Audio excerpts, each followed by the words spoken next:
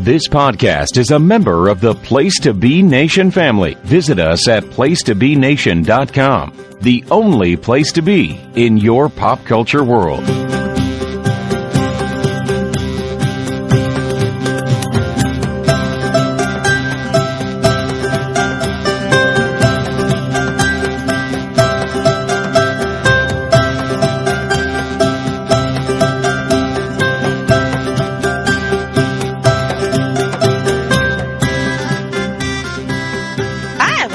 Sassy.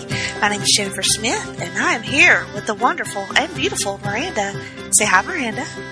You always make me sound so amazing.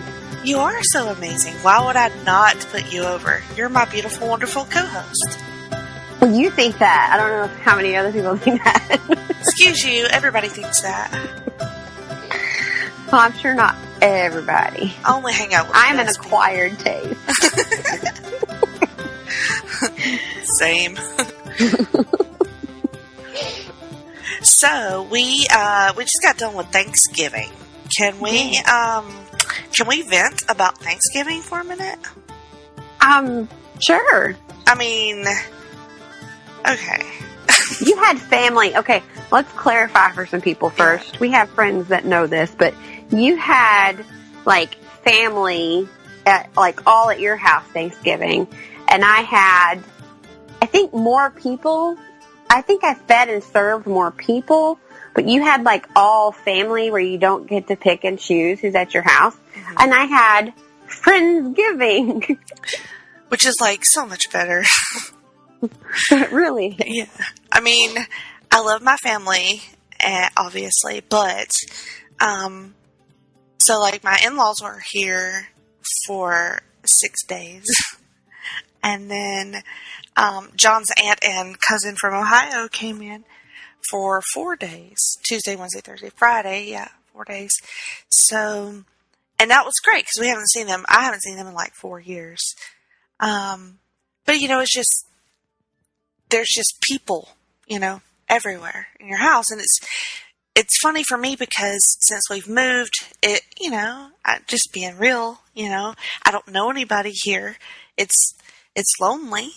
So it's nice to have people here, but at the same time, I'm used to a certain level of my own space.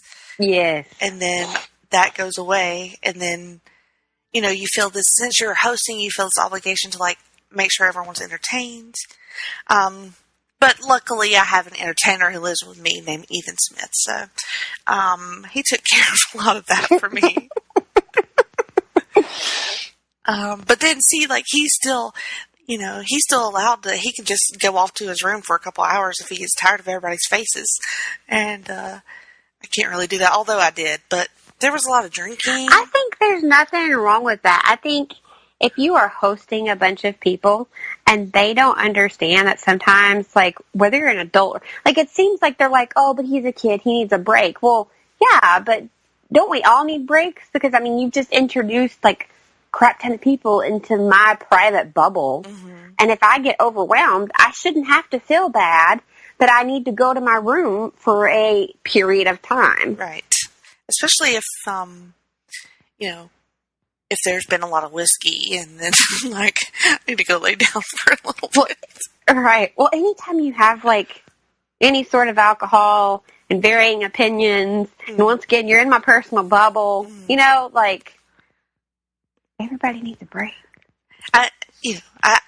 I'm mostly joking, you know. I honestly, it was fun for the most part. So it was just long, you know. It was just a long week. Makes sense. And I ate entirely too much, like a ridiculous amount, like a shameful amount of food. So I didn't at first because I cooked. Mm-hmm. And so I looked at it like all freaking day long. Like I made everything except for 2 of the pies that were brought by other people, the corn pudding that was brought by someone else, and technically Jerry like got the turkey in and out of the fryer, but I kept having to go out and like he'd lift it up and I'd check the temperature. So I technically did cook the turkey too. So I cooked everything but those 2 pies and that corn pudding. And then I was so mad at myself because I had a whole tray of deviled eggs. Forgot them. Oh, God. They got left in the fridge. Like, they got eaten a little bit afterwards, so some of them were eaten. And then the turkey cooker that we have, the fryer, it's an oilless one. So it actually has a pan that goes in the bottom and it captures all the drippings. Because, a lot of times if you deep fry a turkey, you can't make gravy from the turkey. Mm-hmm. Well, this one you can, because it doesn't take oil. Well, I forgot the gravy. Wait. Explain to me an oilless fryer. Is it like an air fry? Kinda, yeah. It's thermo heat. You still use the propane tank? Uh-huh. Yeah.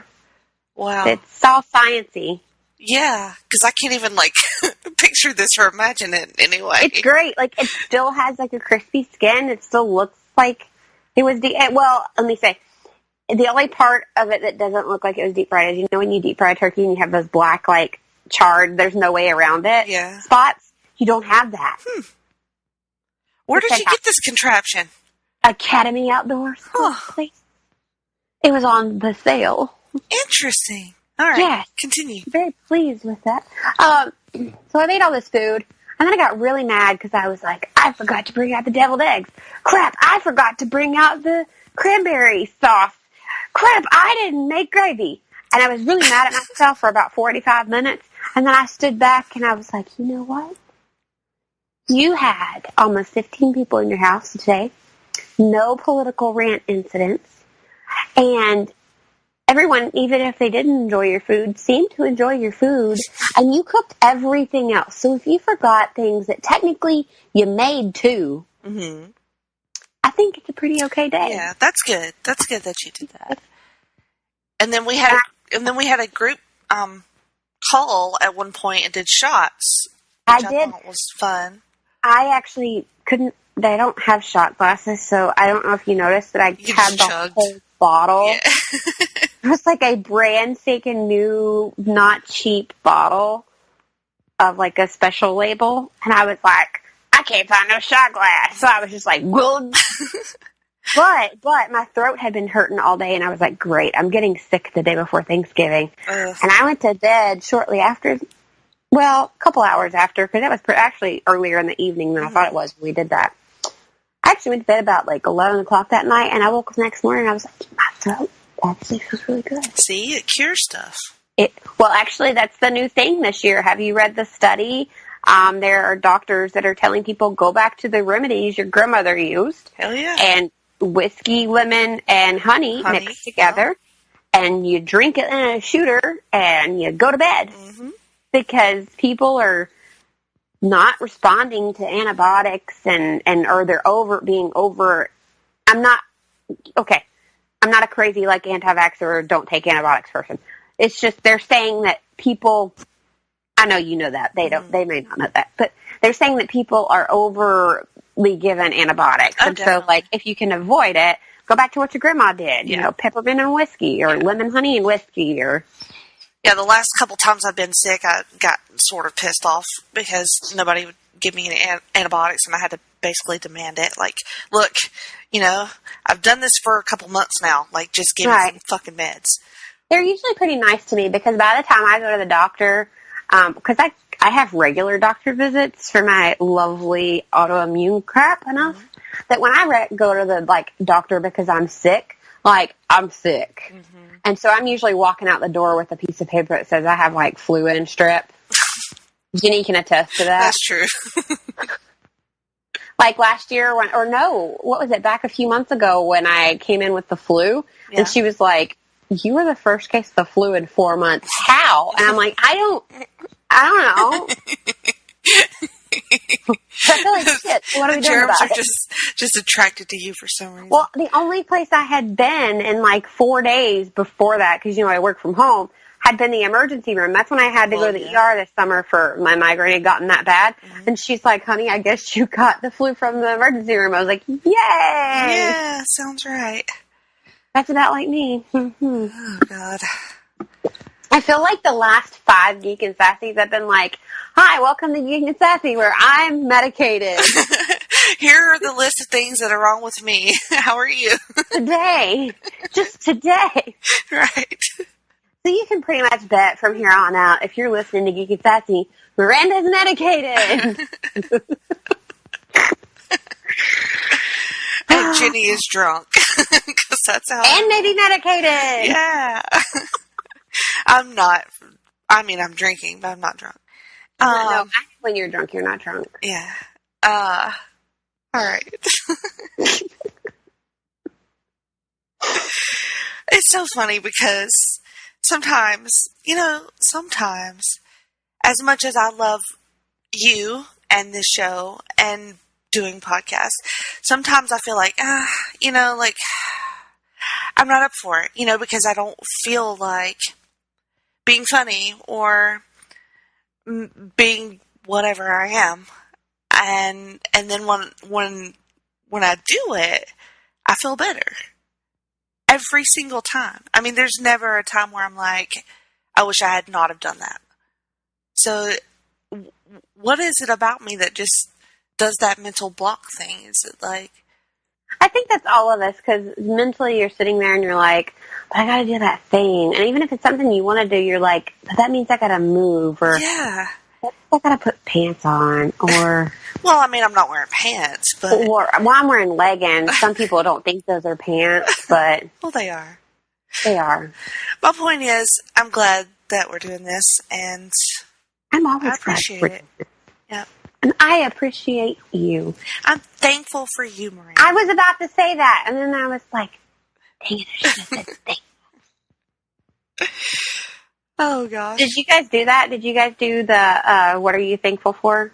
Well, we tried. Margaret tried, and then me and Ethan had a little dust up before the meal because we had worked. I had cooked all the day before. They had cooked that morning.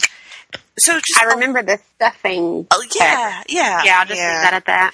So, a lot of fucking work went into that food, and Ethan was trying to be a dick before we were eating, and I kind of pulled him to the side and was like, look, do not ruin this meal for everybody. Everybody has worked their ass off. I don't want to hear not one word from you. And he was blaming it on me. I'm like, look, you sit there and shut up and eat, and I'll sit here and shut up and eat, and we don't have to talk to each other, okay? Right. So it was, some tension there. So then when people try to do the thankful thing, and, Ethan said something dickish, and I said something dickish, I think it was something like, I'm thankful for Jack Daniels or something like that. But other people did more sincere things, so it made me look good. And then it just kind of petered out at that point. So I didn't do it, but I asked because I'm sure she doesn't care me saying her name on the podcast, but we try not to say certain people's names because we're not sure how they feel. When one of our Friendsgiving guests got here at daycare / school, they had asked her little boy, so I know you know who I'm talking about now. Yeah. They'd asked her little boy what he was thankful for, and he's like, me, myself, I'm thankful for me. There you go. I was like, yes, that is great. That's good. I love it. But he was Kid like, has me? some self-confidence. Right? Like, damn, I need that. I know, right? Why didn't I think of that one? Why am I not for? Wait for everybody to get to me. Because my grandparents used to do that when we were little. I should have waited for everybody to get to me and been like, or waited until I was in college and probably drunk. Mm-hmm. And been like, I'm thankful for numero uno. Because I got out of bed today. But did y'all do that, though? For real? No, we didn't. No? Okay. Well. But people texted and was like, I'm thankful that you invited me, or I'm grateful that we have this, we have friends, or things like that. It just made me feel good, but we didn't do that. We're very impromptu. We're like, okay, eat. Mm-hmm. I don't like making people feel uncomfortable. So, yeah. if you want to pray, you pray. You pray over that meal. I appreciate you. Mm-hmm. You want to tell everybody what you're thankful for, you go for it. But I hate being the first few times we did it, I thought it was mandatory. So I would be like, so-and-so, would you like to pray? Because I thought that maybe other people wanted to pray. Mm-hmm. Or I'd be like, let's say what we're thankful for. And I I felt some people being a little uneasy because, like, they had the spotlights on them. I was like, you know what? You do you. Like, eat and talk. And it's really neat to see everybody mingle because, you know, we have people here that come that are, like, all part of our friends groups, and then other people, like, Eric's parents come, and then, you know, so there's kind of people that, like, know each other because they have all been to my house, and then there's other people that are, like, part of our friends group, so. Right. Kind of cool seeing everybody interact and get along. No political discussions at my house. Yes. Well, they were. Well, we had some, but they were like after the majority of people left, and it was like like-minded or not like-minded, but you can't. You don't yell. You're like, oh, I appreciate your opinion, but that's I feel. Blah blah. You know, like we didn't have none of that left. We only had the one awkward moment where I was looking on Twitter, and then someone had tweeted something, and then I made a comment about it, and then 3 of them do the head duck and walk away. just like, we're not doing this. And I just giggled and went on. So that's funny. Yeah, dodged a bullet there. All right. So, I know it hasn't been that long since we had our last episode with Greg, which was awesome. So have you had any time to do some streams or reads? A couple, but not as many as you.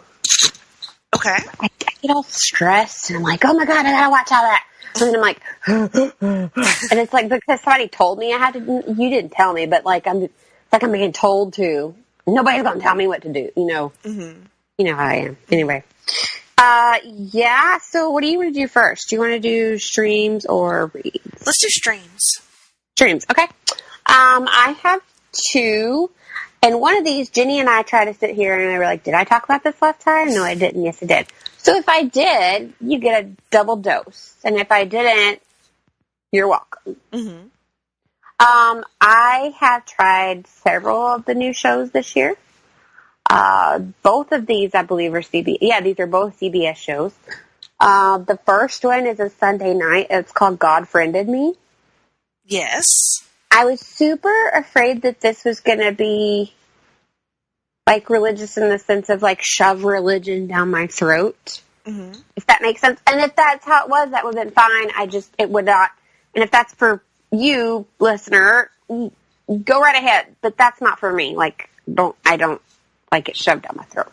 So I was afraid of that. What she said. I was, go ahead. Right? But I was intrigued at the same time. I mean, the thought that someone sends you a Facebook request, claims to be God, and then randomly sends you people that you should be friends with, and or giving you those friend suggestions.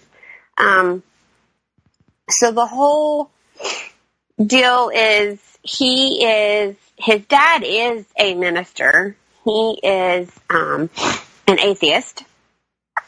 And so he actually has a podcast, which that was another factor. It was really cool to me. So he has a podcast called The Millennial Prophet, and he talks about his version of like faith and loving and caring, because he's a good person. Because oftentimes when people hear the word atheist, they think not a good person. But he's a great person, but he gets this friend request on Facebook, essentially. It's I think maybe it is Facebook.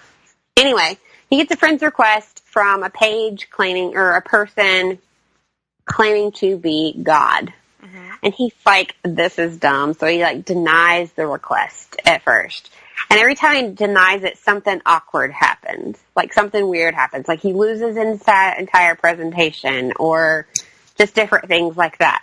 So finally he's like, you know what? I'll play. I'll be your friend.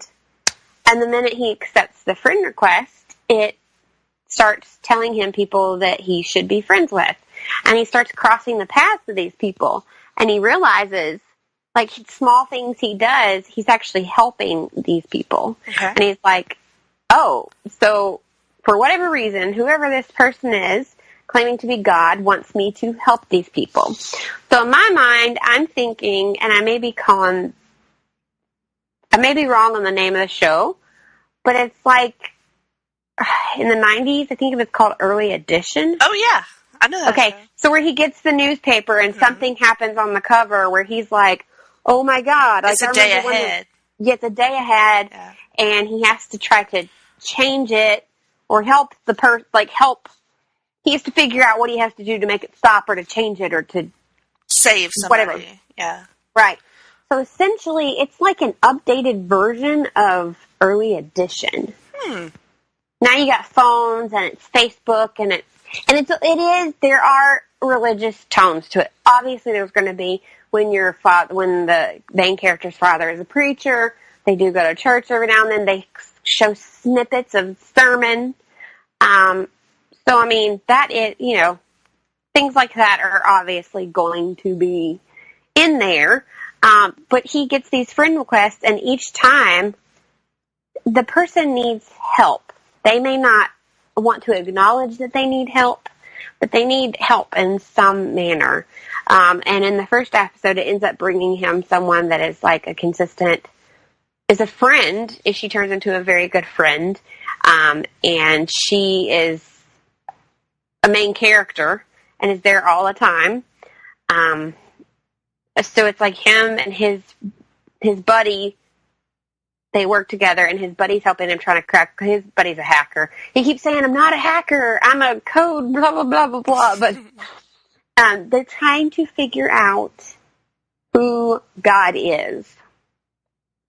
That's their whole thing, is they keep trying to, triangulate and figure out where these, backdoor into the internet, where he is or who it is. And every time they almost think they find it, they come up empty-handed, essentially. Well, all right. So you're enjoying it? I am enjoying it. The main character is played by Brandon Michael Hall. His name's Miles. And the dad, everybody's going to know the dad as soon as you see him. He's Joe Morton. He's been in, all kinds of things. He was on Proof. He was in Eureka. The Good Wife.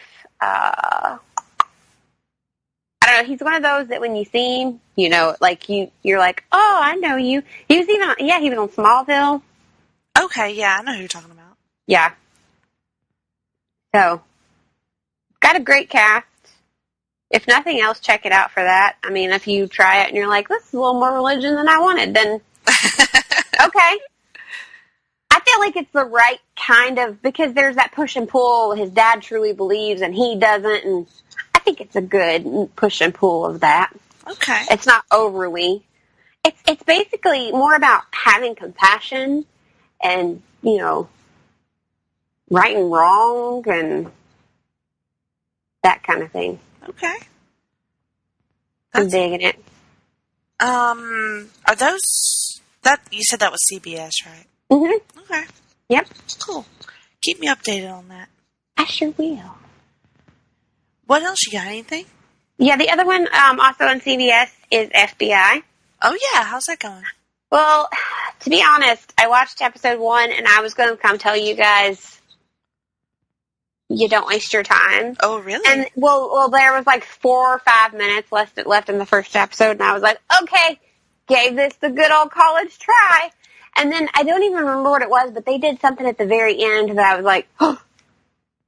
They finally, because for the whole first episode, I felt like it was nothing about, it was just this case that they were working. Mm-hmm. And on shows like this, that I like, NCIS, Criminal Minds, yes, it's about the case, but there's always the backstory of the actual people.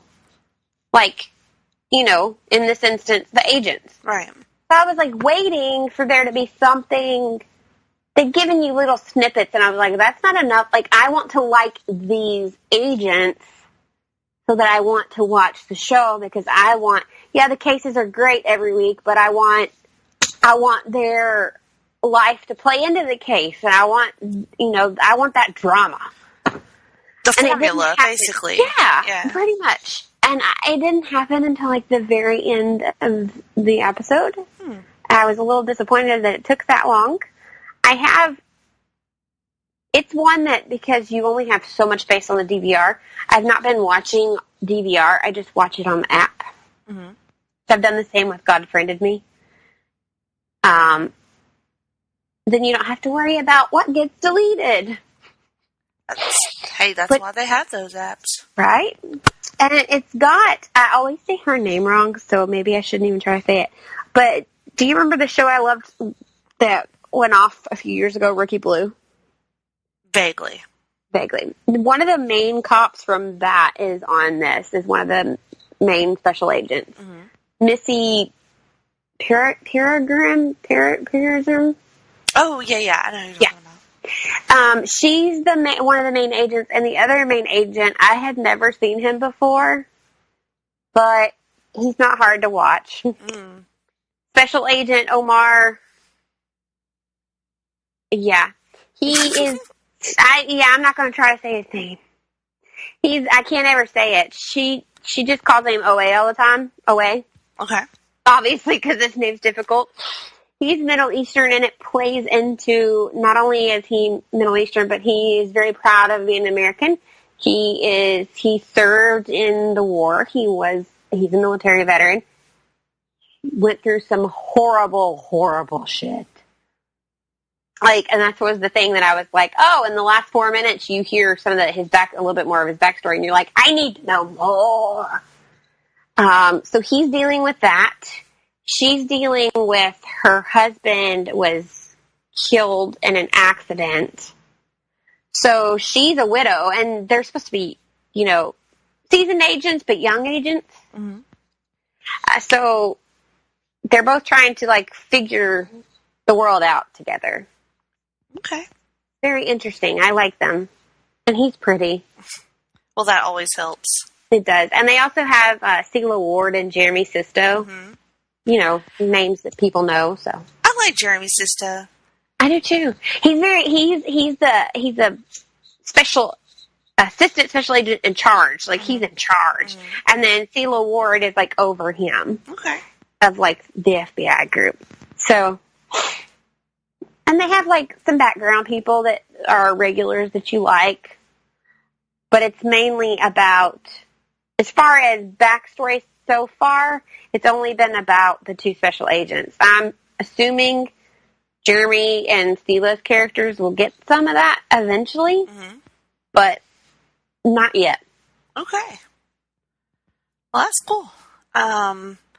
You're doing a much better job at checking out some of those new shows than I did.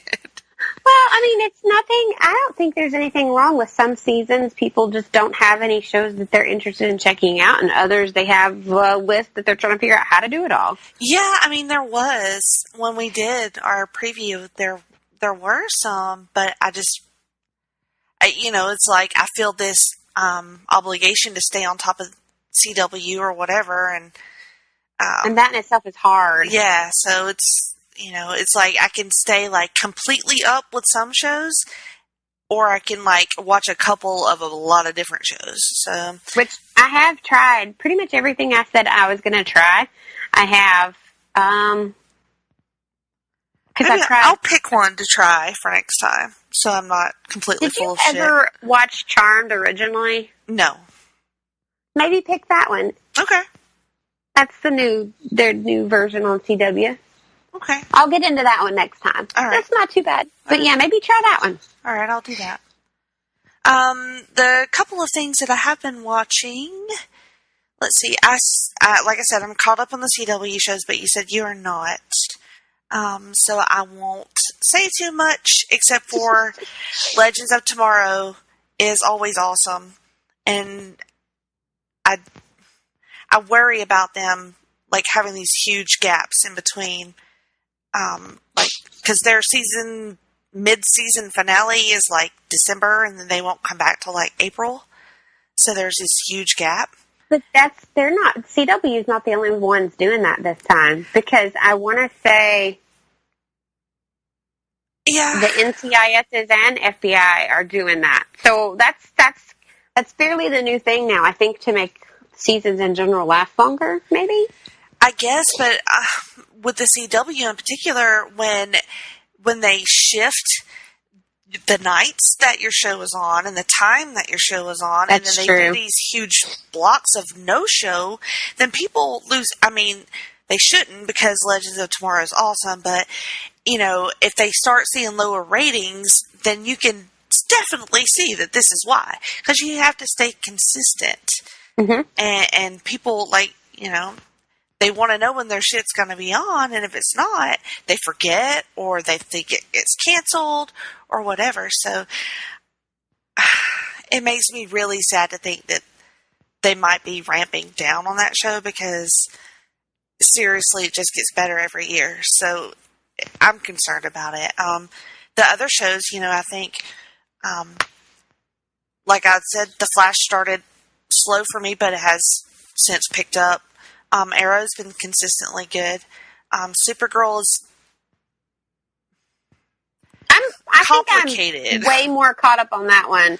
It is complicated, but not bad. Not bad. No, definitely not bad.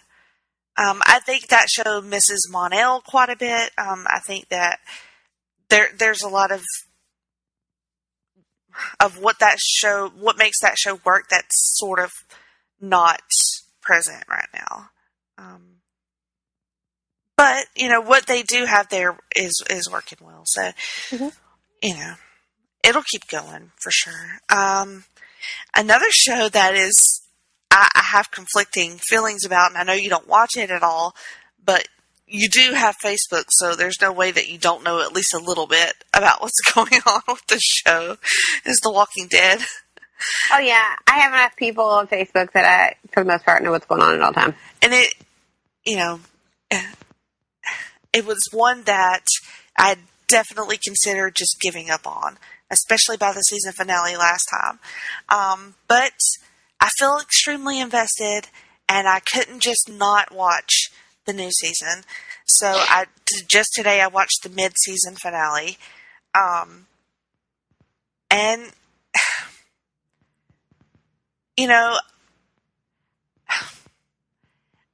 like I said, I'm conflicted. It's interesting that they are trying something different. Like, I will give them that. Like, they can tell, like, they know that they have come into this rut, or that, the ratings are down, and I think that creatively they just got stuck. So it's interesting watching them try to dig themselves out of that hole. Maybe like becoming zombie-like in itself, because what they're doing now is compelling, and I say that like with hesitation, because I want to acknowledge that it's not all the best, but what I saw today, like, The Walking Dead has a history of great mid-season finales, and this one ranks up there for me. It had one of the best, like, creepy zombie fights that I've seen. They were in this foggy graveyard, and it sounds really dumb, but it looked really good, and it was very menacing. The tension was really high. A very notable character died, so, in a very shocking way, and they just left you hanging. So, there's good stuff. What they're doing with Rick and the movies and Maggie and all this stuff, I don't know about that, but, sticking with the main show and not watching the other show, I kind of admire their ability to try something different. But how much longer do you really see it going, though? I don't know. I know that the fan base is like extremely rabid. Like, as turned off as myself and several other people got about the show, there are 10 for every one of us that turned it off. Well, contemplating turning it off. Right. Or those that just said, like, okay, I'm out week to week. When it comes on Netflix, I'll do that, but I'm done with this being something that I give my attention to weekly. But, I think that the fan base is strong enough that it can survive. But I'm real iffy about Rick in the movies, and if you don't know what I mean by that, just Google it. But Right. I mean, everybody should. yeah. And again, that's different. So, like, maybe that'll work. And maybe by then I'll be ready to see me some Rick Grimes again. I don't know. Maybe that's what it needs to kind of, because I do know a lot of people saying, I think I'm done. I'm almost done. Maybe that's what it needs to, like, bring life into it, so to speak. It's interesting. And real quick, the other thing that a couple other things, but on the DC Universe app, there is a show called Titans. And have I talked about Titans here? I don't think you have, to be honest. Think that I did either. I don't remember. I know you talked about the service. Right, and I did. Shows would be coming to the service. Right. So I've seen probably the first five episodes because I'm one behind. And, I don't have a history with Titans or Teen Titans other than, like, Teen Titans Go. So I've never read, I was on the Rebirth comic book for a little bit, but not for long. So I'm pretty fresh with these characters. I know Robin, but I didn't know what to expect on this one, and I really liked that it was going to be darker. A lot of people didn't, but I tend to sort of lean towards that anyway. So give me the bloody ass fights, and give me the bad words, and give me the sex scenes. Like, I'm good with all those things. So let's make it dark. I don't care. But what I've seen on Titans has been extremely excellent. Super surprising, and just really fucking good. Like, I've heard that from other people too. In particular, there's a couple things in episode 4. They introduced the Doom Patrol, which I know shit about. Know nothing about the Doom Patrol. They introduced. Oh, that's cool. In this one episode, they make me care about Doom Patrol. Like, it's very effective, and the characters looked good.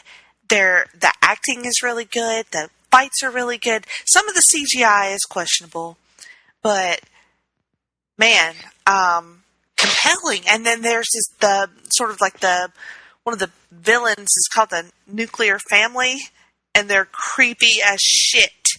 And I don't know anything about them either, but I just thought this idea is wonderful. I love it. But certainly check out Titans, and if you have the app, or somebody can hook you up with their login. Of course, nobody I know would ever do that, but it's surprisingly good. And the episode that I'm behind on was the introduction of Jason Todd. So I'm really eager to see how that how they play that out between the old Robin and the new Robin.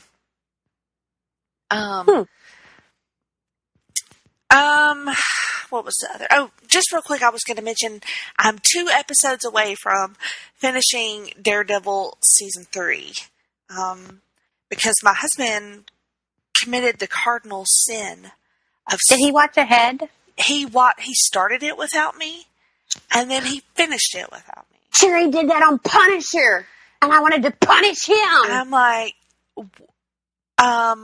hello, have we met? Like, no. Because tonight I said, you want to finish Daredevil? We got 2 episodes. And then he gave me that look. I'm like, you already finished it, didn't you?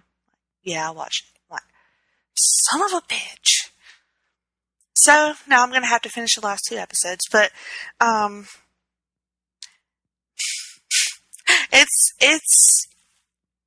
it's a mixed bag.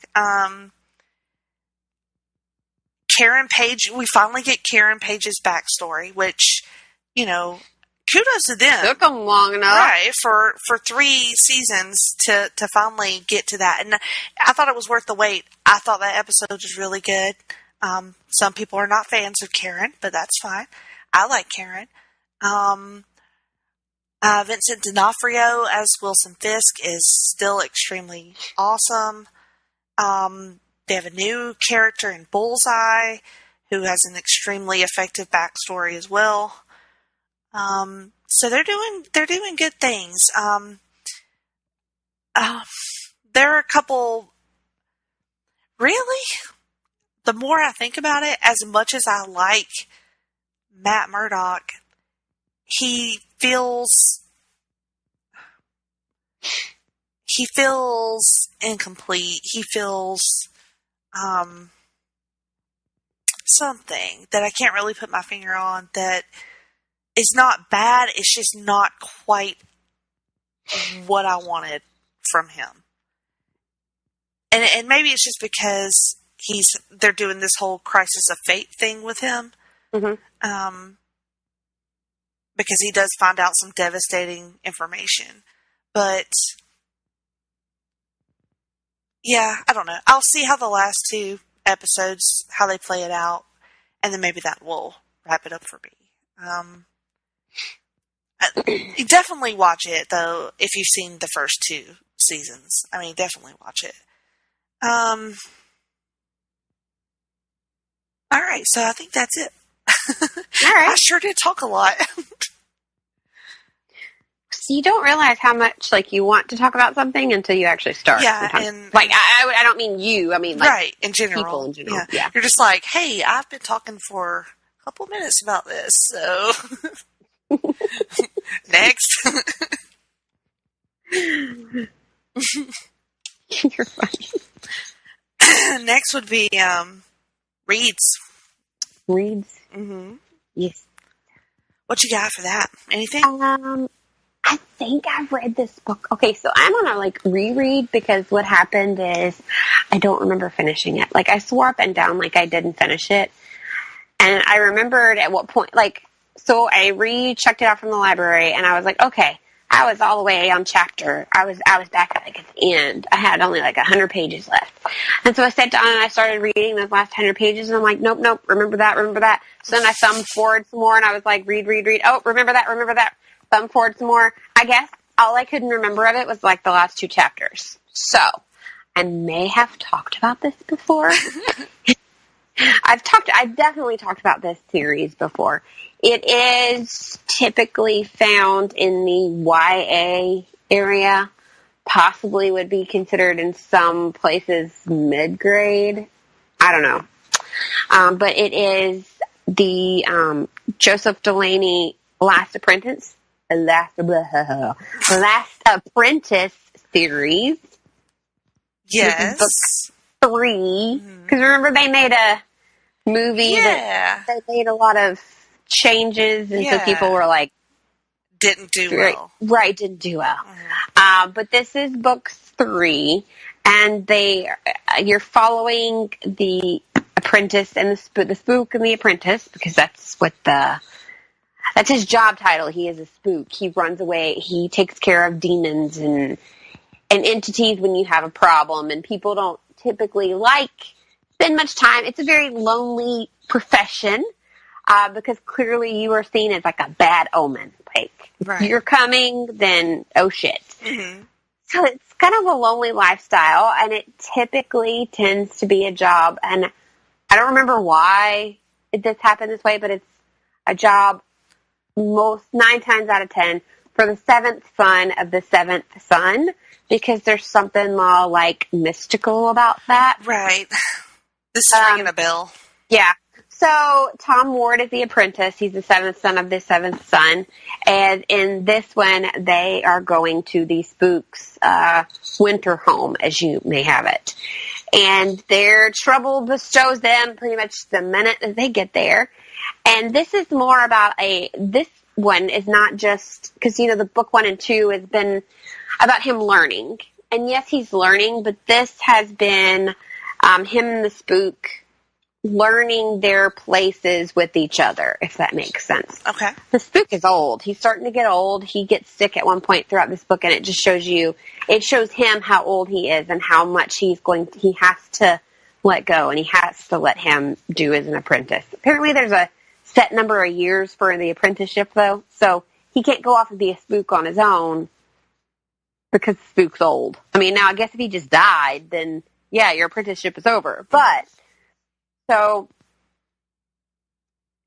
typically they're taking care of witches and boggarts and ghosts, and this time they're actually having to take care of this kid that, I say kid, he's probably, the way they describe him, he's probably 18 to 22-ish, that was an apprentice of the spooks and believes he is the spook's son. He's not. And it's interesting. He ends up, he's dark. He took the dark path. So he kind of Voldemorted it, so to speak. Mm-hmm. And he's trying to call up this horrible evil beast, far more disturbing than Voldemort could have called up, called Golgoth. Mm-hmm. And it's the give and take there and learning, but they have to figure out how to stop him and where he lies. And then the friend that I was telling you about, that she is a witch, and the spook doesn't really like that he saved her, but he lets her, and I think it's more so he can keep his eye on her. But so she's palling around. She's pretty witty. You know, there's that character that there's always that witty friend. It's the little witch girl. She's pretty funny. So even though it's like YA, I really enjoy these. I want to say there's a crap ton of them. There may be like 14. Oh, wow. I know Jerry's on this book series that he didn't realize, like, when you include all like the spinoff and like when you read them all in order, he's like, I think I'm going to go read something else for a while because I'm on book like 24. I was like, oh God, I can't. Oh Lord. Oh Lord. No, so yeah, I reread like the last 50 pages apparently. But nonetheless, I read it. That's what matters. Remember when we used to read comic books? Remember when I used to do a lot of things? Like watch CW shows? Yeah. Remember when I convinced you comic books were great, and then I got so far behind that I think I'm like literally 2 years behind on one comic? Yeah. Mm-hmm. Yeah, there's that. And I pulled books for like 6 months without reading any of them, so I have 6 months worth, and then no pull list anymore, so no new comic books. It's Did you decide not to get one at the new place, or just haven't? Because I just, I got off. I got off track, and it makes me sad. I miss my new comic book day. It's just in a very inconvenient place here, and I hate driving over there. It's fucking hassle, and I'm not going over there every week, and I'm still hesitant about digital comics because I'm an idiot. And most comic shops, you can create a pull list and they'll ship. Yeah, I don't know. And like a lot of the books that I was following, the writers and artists are off them right now, and like I'd love to finish Doomsday Clock. So I don't even know which book I'm on in that. I haven't even read any of my Batman that I have. I haven't even read any of the wedding stuff. That was months ago. This sounds really bad, but I gotten to where I really just space-wise prefer like the trade. I would like to trade. Yeah. But then it's been out for so many months and people have already talked about it. Yeah, that's how I feel about it too. And I don't like that, like not knowing. Now that I know that I'm supposed to know about this stuff now, and I do still love it, and it sucks that I just got off of it. But I'm sure that's phases that most comic book enthusiasts go through. You do. Yeah, I mean, from the time that I began reading, all them many years ago that we won't say how long ago, you do. I mean, I went, years, clearly, without it. And then was like, I need this in my life again. Mm-hmm. So, yeah. maybe I'll just get over myself and start the digital shit again. I don't know. I understand the whole. It's different. It is different. It's very different. But yes. One thing that I did read/listen to was the new Stephen King book, because y'all know I'm all about some Stephen King. But this one was very different. It's called Elevation. It just came out. And it has 2 stories in it. So okay.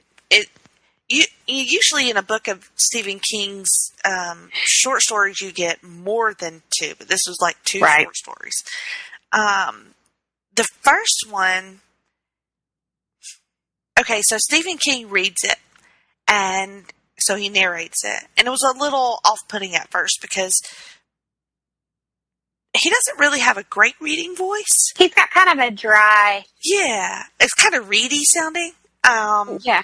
And not particularly pleasant, but there's something about... Because at first I was like, I don't know if I like this. And then the more he read...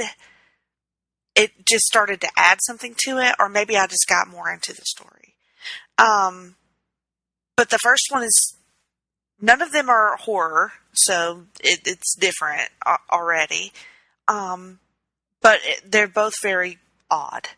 The first one particularly. So, I won't... It was very touching. Like, I had a whole moment with the ending of this book. Because the premise is this guy, Scott Carey, he is losing weight according to the scale. But if you look at him, it doesn't look like he's lost any weight. So he looks like a 240-pound man. But every time he gets on the scale, he's just losing weight faster and faster and faster. So it's very odd. Like, there's never any explanation for that. Man, that would suck. It's very weird. I'd be so disappointed. Yeah, but he goes to a doctor, but he has all this like real like he just accepts it. You know what I'm saying? He doesn't go to he doesn't try to go to specialists or like he doesn't hardly tell anybody but like 3 people, and he just lets it happen to him, and then. Well, I could see people looking at him like he was like, "You psychologically, what's wrong with you, dude?" Right. So, yeah, I get it. He just lets it happen. So, and then he has these friendships that he starts with this lesbian couple in their town, and because they had a rocky beginning to their relationship, but then they get to be friends, and something about the way that the book or the story ends was really like crushingly beautiful to me, and I couldn't explain why, and I wonder if anybody else kind of would have that same reaction, because it was just a very odd story, and it just hit me in this weird space that I didn't know was there. So, as much as I love horror, and that's what I was expecting going into this, it just kind of just threw me off. So the second story is extremely different than the first one, and it's about a widower who his sister gives him a dog, because he just lost his wife. And he grudgingly starts to love the dog. And so it's just, and then some traumatic event happens. And then that's the end. So just very, not that Stephen King hasn't done stuff like this before, but it's been a minute since I've been in that space with him. So what you're describing sounds way more like Dean Koontzy to me. A little bit. But it's very Stephen King in that there's no reason. Like, he just tells you a story that you have a response to, and he doesn't have to explain why this guy is losing this weight. It doesn't matter, really. It's about the guy, and I don't know. I wonder if it's, because one of my favorite books of of his ever, storybook, regardless. People look at me really funny when I tell them this, but I wonder if I don't know. Sorry. So it sounds to me like it hit you the way A Girl Who Loved Tom Gordon. I actually haven't read that. Okay. It's very different. I read this when I was younger, when like Pet Sematary was like, oh. And I remember not being bothered, like I wasn't scared, but there was something about it that was very raw and traumatizing at the same time. Mm-hmm. And it's what keeps me reading Stephen King. It's not just horror and weird shit. It's that somehow he gets this emotional reaction out of me. Like, I've talked about Stephen King books here before, and there's always something about it. And I just think he's an absolute genius. I can't even explain it. So, if you want something a little bit different, but extremely well written, I mean, I would just be interested to hear anybody else, to hear if anybody else had the same kind of like reaction that I did. I'm going to add especially to that first story. But don't worry about being scared. There's nothing scary about it. Well, the one that I'm currently in the middle of, so I'll have to like update later kind of thing. It did had a moment last night where I was like checking around the room. Mm-hmm. Like I was like I thought I saw something out of the corner of my eye, and I was like, oh, it's not scary. It's psychological. Mm-hmm. One of my favorite authors who I've talked about before, fellow Kentuckian, Rose Pressey. She usually writes those fun not that she's not a good writer, but she usually writes like the fun, campy kind of cozy mysteries. I explained last time what a cozy mystery was. So she usually writes those, and I've talked about a few of them where you've like giggled, because they are some of them not cheesy and like, I don't know, but there's like a certain level of cheese cozy factor that you want from those books. But she decided, I'm going to write a psychological thriller. Like, she loves horror. She loves mystery. And most of hers are the ones that are like the mystery. There's some that are just straight cozy mystery, and then she has the paranormal mystery. This time she wanted mystery thriller. Mm-hmm. And she's done a good job so far. Like, I'm reading this one on my Kindle, and I keep looking at the clock and realizing it's 1 a.m. Like, I did this last night. I was like, oh, it's 1 a.m. and tomorrow's my first back to work and Caden's first day back to school. I need to put this down. But she is the character herself, and like, it's just, I may have like a small twinge of like, maybe I'm sort of in love with this book because of reasons that you'll see in just a second. But the main character's name is Miranda, and and she's originally from this tiny town in Kentucky. Oh, wow. And she moved away, I think like right after high school. I don't remember it saying like where she went to college, but she's a writer, and she's a true crime writer now. And she has, for the last year, so she's a true crime writer that witnessed her husband's murder, and a lot of people truly don't believe she didn't do it, because you're a true crime writer. Mm-hmm. That makes sense. So she's still reeling in the aftermath of her husband's murder. He wasn't a good husband either. So there's it starts with the give and take of, she loved him, and that was a devastating, she witnessed it hiding in the closet. Ooh. In their house. Right. So, but this was a man that would like call her names and sometimes shove her and things like that. So she's having a hard time because she loved him, and she's trying to figure that out. And so she has decided she needs to get away from New York. she can't stay in their apartment because she continues to walk past the room that, like it happened in their living room. Yeah. Like things like that. So she decides she needs to get away. Her friends get it. Not really. Her agent doesn't understand it. She's like, well, just move to another apartment.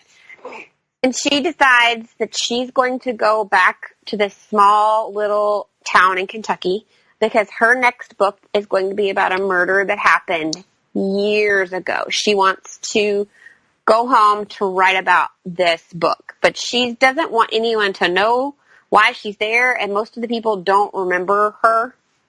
Mm-hmm. Or if they do, they're not saying that they do. And pretty immediately, like while she's on the road traveling to Kentucky, which is the first part of the book, things start happening. So now she's moved into this home where like other murders have taken place. It wasn't disclosed to her. She's a creepy neighbor who is actually the daughter and the sister of the people that were murdered in the home she now lives in. She keeps getting harassing text messages on this random phone that was put into her purse. It's not her phone. It doesn't have self-service, but there's a number that keeps trying to call her and keeps texting her things. And at first she thinks, oh, I somehow got this person's phone. I need to find a way to return their phone. And she quickly realizes it was put in her purse on purpose. And on top of all of that, so there's like really creepy things. There's packages being left on her back door. Like she always feels like she's being watched. And then her dead husband's sister, who thoroughly blames her, she's been like trying to hide from her because I guess at first it was like things were great. And I tried to talk to her, but she truly believes that it's Miranda's fault. So she now has her number, and she has tracked her to Kentucky, and she's pretty sure that she's following her too. Pretty quickly, she discovers another dead girl's body just by happen chance, and the police blame her. The police may be corrupt. Like, there's a lot going on here that I'm sure we're going to get to the point that it all goes together.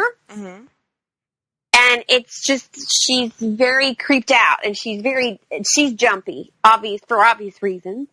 And so it makes me jumpy because it'll describe something and it'll be like, and then there was a big bang, and then I've got a bat and I'm holding it and I'm shaking. Like, she's just, as a character, she's like talking about how she's got the bat and she's shaking. And then she comes home one night and there's rose petals and a rose on her bed. And she's like, but I know I locked the door. So does that mean somebody has right? She's like, so does somebody have a key? Does that person still have a key? Are they still in here? So, yeah, it's like, ooh. It just hits you. Yeah. It's pretty good, and I'm waiting for it to all start it's slowly congealing together.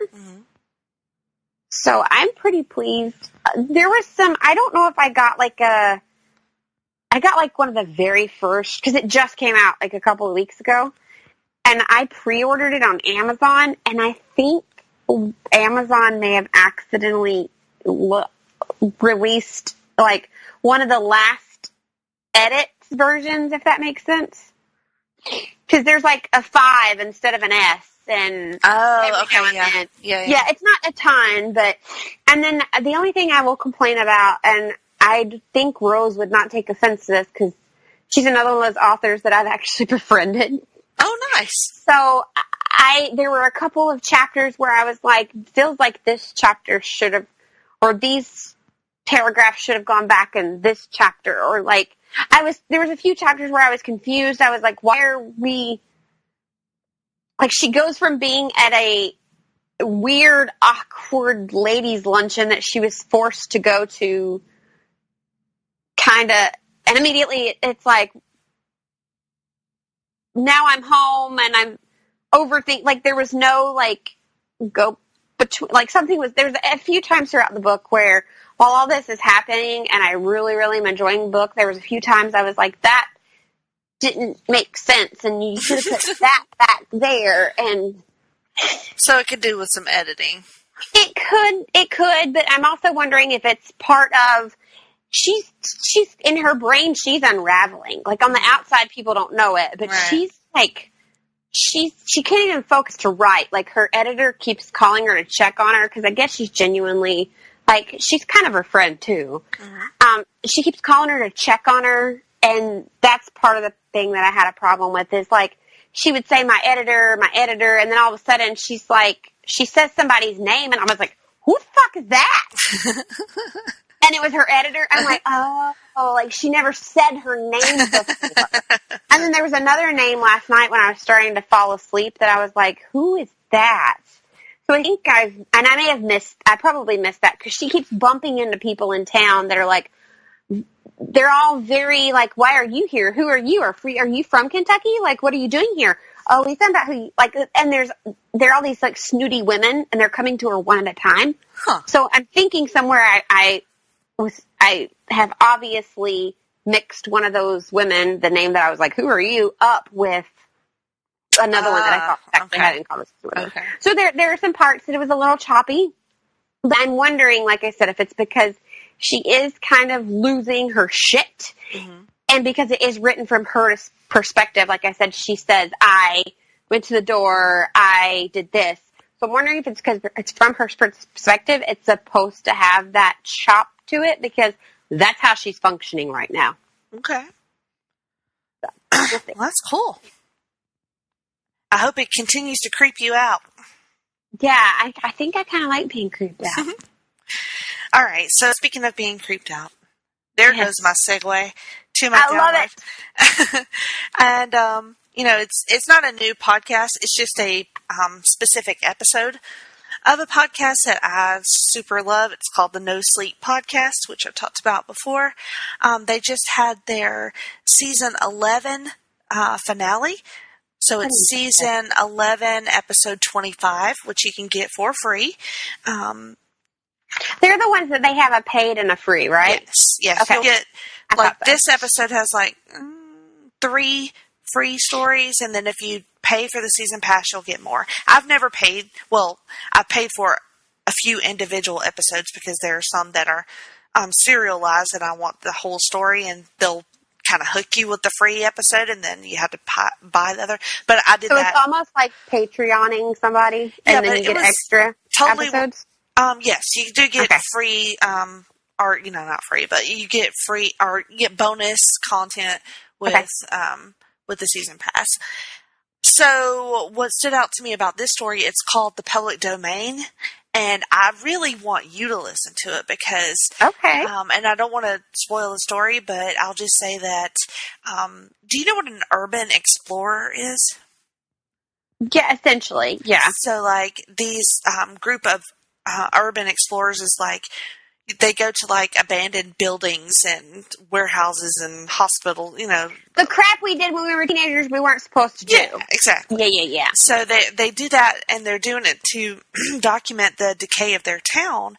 And so they go to this location, and all this weird shit starts happening, and it's an old library. So all the weird shit takes the form of different literary characters. And one of them is one of your favorites. So, which one? Alice? Yeah, Alice. So, it's a really, like, it's gory and a creepy story, but, it's only, like, not even an hour long, I don't think. Okay. But it's a good listen. I really love it when It's one I've always wanted to start, and I don't know why I never did. You can really cherry pick, with those stories. I mean, I always listen to all the stories because I just like to, but, they're not all fantastic, but for the most part, they're pretty great. And the voice acting's great. The production's great. But that one in particular, I was like, ooh, Miranda needs to listen to this one. I like all versions of Alice. Mm-hmm. So it's real creepy. So check out No Sleep, season 11, episode 25. The story is called The Public Domain, or just listen to the whole episode because it's pretty good. I'm for sure checking that one out. Do you have any downloads? Do I? I don't think I do. I the only thing I think I've been listening to, Caden has gotten back into Brains On, so we've been listening to that in the car. Because I got this fancy schmancy new radio I'm pretty happy and excited about. I got a touch screen full on. I know what you mean. Bluetooth to my phone radio with the Sirius and everything. I feel you. That was my anniversary present from Jerry. Oh, nice. It's nice. I love it. And he and I have, it's not a new episode, or not a new episode, it's not a new podcast, but I don't know if I've ever talked about it before. It's a Dungeons and Dragons podcast. Dragon Talk. It's actually the official Dungeons and Dragons podcast. Oh, yeah. And I think we have talked about it before. Because there was one of the Sprouse boys was on there. He's a big D&Der. But there's nothing in the show that is broke. I mean, they crack some jokes sometimes, but nothing that's highly inappropriate for kids. So, I was listening to it one day when I picked him up from school, and he realized what it was and got really excited. So we've been listening to that one in the car too. If you're a fan of D&D, I would definitely recommend it. It's produced well, obviously. I mean, it's from the people at D&D. They talk about the new things coming out.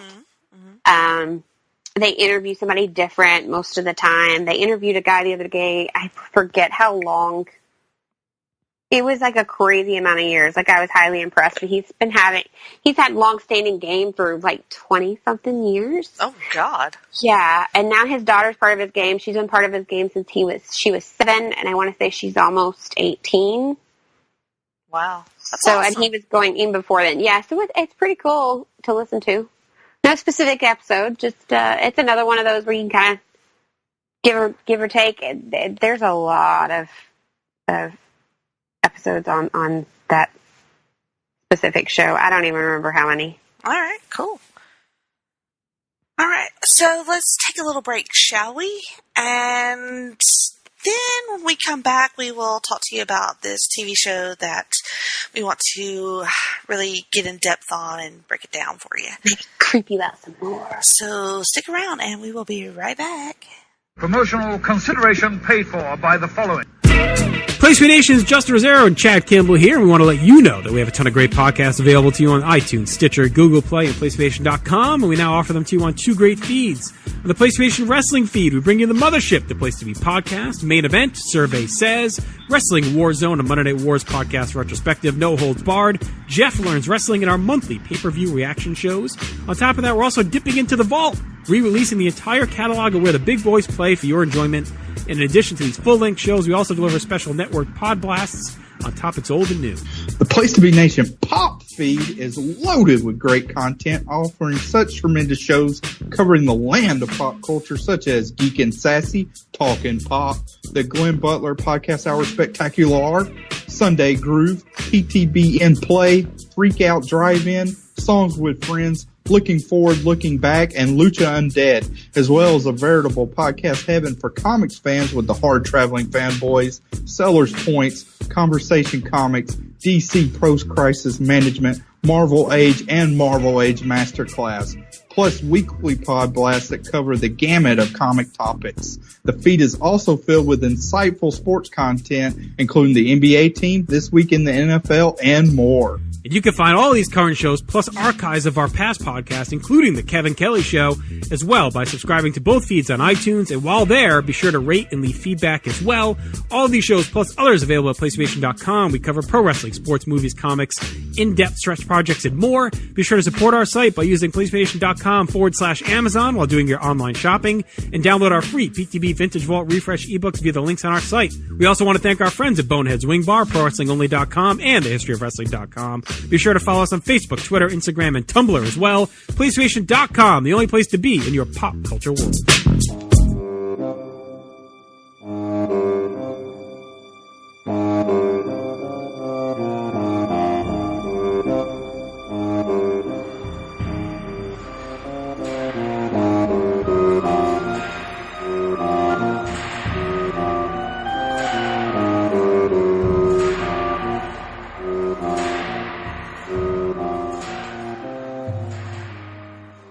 Welcome back to Geek and Sassy. Jennifer and Miranda here, and we're going to talk to you about a little show that you may have heard about. It is called The Chilling Adventures of Sabrina. Is that correct? That's correct, All right. Jenny. It is available on Netflix, of course. Yes. And, all right. So it's comic book based, correct? Correctamundo. Have you read any Sabrina comic books? You know I have. Tell me about Sabrina comic books. I read the entire Chilling Adventures of Sabrina comic book line. Oh, nice. And then when I was younger, Sabrina had kind of like when the Sabrina show with Melissa Joan Hart was big. Mm-hmm. There was a Sabrina comic. And then even before that, because Sabrina is part Archie Comics. Right. So even before that, Sabrina was not something I would grab on occasion. Mm-hmm. If you are familiar with the original Sabrina, the Archie Sabrina, that is not what this show is. No, it's not. And it's not the Melissa Joan Hart version either. It is not the Melissa Joan Hart version either. Surely not. And I tried to tell multiple people, like I'm not going to be mean and name names because I could, but there are people that you and I know that I tried to tell them. I have talked about this on this show about how excited I was about it and that it was not for people that didn't like Riverdale. It's dark in the sense that Riverdale went dark, but it is in the sense of Riverdale is different than what you know Archie to be. This is way different than what you know Sabrina to be. Way different. Way different. So when people were like, oh my God, and complaining, it was one of those, and I told you so. Yeah. I did. So, It is very true to the Chilling Sabrina comic that was put out. Is so it? I will say that. Mm-hmm. Oh, okay. He plays very closely in that way. That's good. Because I meant to ask you that and I forgot, but that's cool. I'm glad to hear that. Yeah, it plays closely too. There are some things that are a little bit, they're different, obviously, but it's, we'll go ahead and say it. It's very witchy, satanic witchy. Yeah, and, I knew it was going to be dark, and honestly, I went into it just wanting to check it out, not really expecting much, and then I just got sucked in. I really did. What? And the Satan stuff was very off-putting at first. And I say that without judgment or anything. I'm just like, because the way that they're just so casual with their Satanism. But that's how, I guess I wasn't, and everybody's like, I can't believe you weren't off-put by it. But in my mind, I wasn't, because if you were highly religious in the other thing, Right. kind of like we were talking about with God Friended Me, you would be very casual about it. It would be everyday conversation for you to be like, glory be to God, praise Him, Yes. Like, it would be your normal everyday wording and discussion, and that's how you would say things. So, to me, it wasn't off-putting in the sense of, like the way I grew up, like, it made me, for a second, kind of be like, ooh, this is different. But it wasn't off-putting because I was looking at it from the perspective of, it would be no different than someone that is highly devout Christian. Yeah. Just talking that way normally. That's, to me, the number one most interesting thing about this show is just how they make it seem so commonplace. Mm-hmm. And they play with a lot of that, like you said, like just casual references and like, somehow it just works, and my husband went to like school to be a preacher for a while, and like, right. And after the first, because I think that he fell asleep during the end of the first couple of episodes when it started like really ramping up the Satan stuff. And the next day I was like, I don't know if you're going to like this show. Like, I felt like he might get offended at the show.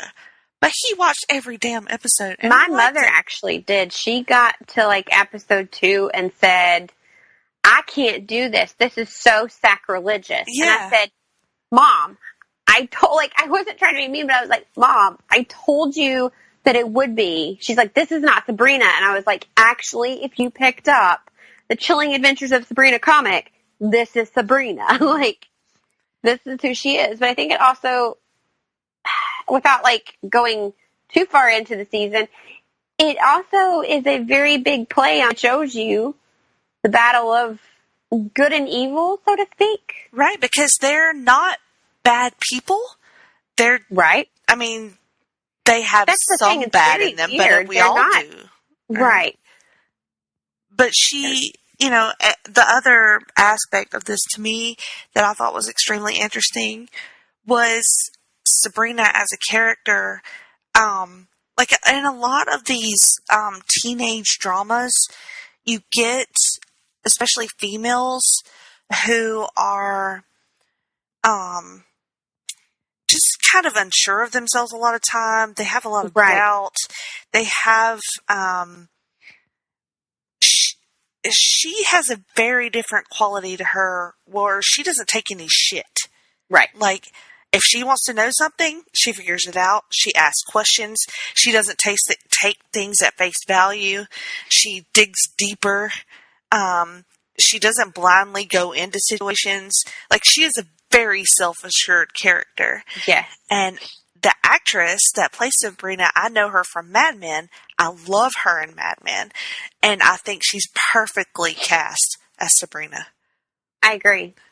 She has some sort of, like, she has an old soul sort of quality to her. She does. Which the show is kind of the same way. It has that weird, it's aesthetically pleasing where it makes you think it's a Gotham does this, Riverdale has a tendency to do this, where you're unsure of the time period that's taking place. But then you can physically see it's current day because the one character, when his cell phone's ringing, he's got an iPhone. Like, there are things like that, but like the nurse, this is further in, but like the nurses, their garb, the clothes that Sabrina wears, the clothes that other characters wears, it's very like it's in another time. Right. It's in a different place. The sets are all really pretty. Yeah. The locations, like the house that they live in, the school that she kind of goes to, and even the costumes, I think, are right on point. Every character has a really defined look. It's very eclectic, and I don't know. It just works. It does. It's beauty to watch. And let me just tell you, if you don't know who Michelle Gomez is, you need to know who Michelle Gomez is. Because, holy shit, she's amazing. Michelle Gomez is amazing. Amazing. You know, I loved her as Missy on Doctor Who. I loved her. I fell in love with her. I liked her, but I didn't like, I don't know, the overall of that. Right. We've talked about that. Right. But her general as an actress, she has an amazing talent. And I loved her in this show so much. She was so perfect. Every scene, she had the most amazing hair I've ever seen. I mean, it was just perfectly, like, blown out, you know, and like always, just like fluffy and gorgeous and beautiful. And she has such an interesting face to me. Like, she's not classically beautiful, but she has something. She has this quality to where you cannot look away from her. I don't, because sometimes I think she will just be like stunningly pretty, and then sometimes like, you know, she's too angular, like something's a little off. I don't know. It's fascinating to me. I'm obsessed with her, and then she just does these subtle things with with her eyes and with her voice and with her body language. She just totally just embodies this character. You don't know if she's good or bad. You don't know if you can trust her. Just fantastic. If you don't watch it for anything, if you can just like plug your ears during the Satan parts, which is a lot, just watch the Michelle Gomez stuff. If that's something that you might be bothered by, and you can go into it thinking it's just the opposite end of the spectrum, and it is just a TV show, then you'll be fine. Mm-hmm. Yeah. Yeah, you do have to. Yeah, you do have to let go of that. I mean, some people won't be able to, and I understand that. No, and I guess that's where it kind of goes with, like, not everything is for everyone. Mm-hmm. And honestly, it's a lot of, like, woohoo, hell, Satan. It's not typically for me, but I really liked this show. Like, I really, really liked it. So the basic story is that whenever she turns, is it 16? It's just, there are parts of it that are like basic Sabrina, right? You know, like when she turned 16, getting her powers and it being a big struggle, living with her aunts. Because, well, in the Melissa Joan Hart one, it's not that her parents were alive, it's that she couldn't be around them. Oh, is that right? Yeah, remember it was something weird about she couldn't be near them because of something to do with coming into her powers. Like, she couldn't be near them. Like, it was part of, like, becoming whatever. Mm-hmm. Like, they couldn't be near her. So it's a little bit different in that sense. But it's the same in the sense that she comes into her powers when she's 16. She lives with her aunts who have raised her. There are a lot of things that are the same because it's the basis of who the character is. She still has a boyfriend named Harvey. Right. What do we think about this Harvey? I thought he was adorable. I think he reminds me a lot of the old Harvey from the Melissa Joan Hart, in the sense that, like, he's kind of goofy. Mm-hmm, a little bit. Very sincere. He's very sincere. They don't make him a jock in this one, though. No, I kind of like that. I kind of like that too. He's actually a really good artist. Mm-hmm. They drop some comic book artist names, if you caught that in one of the episodes. I think I did. When he's talking to Ambrose, her cousin Ambrose. Mm-hmm. Which Ambrose is in the comic. In the old Melissa Joan Hart, he popped up every now and then, but it was always a female cousin she had problems with, I think. I was very interested in his character. I loved his character. Because he was, we'll see, what was he had some sort of crime that he was... So it's kind of like, if you remember Salem in Melissa Joan Hart, he had committed a crime, and that's why he was the Black Cat, and he had to stay, like, in their home or with them. So this time it's the cousin Ambrose, and he committed a warlock crime, and instead of, like, you know, burning him at the stake or excommunicating him from the church or whatever, they decided they would lock him in the Spellman home. He can't leave the Spellman property.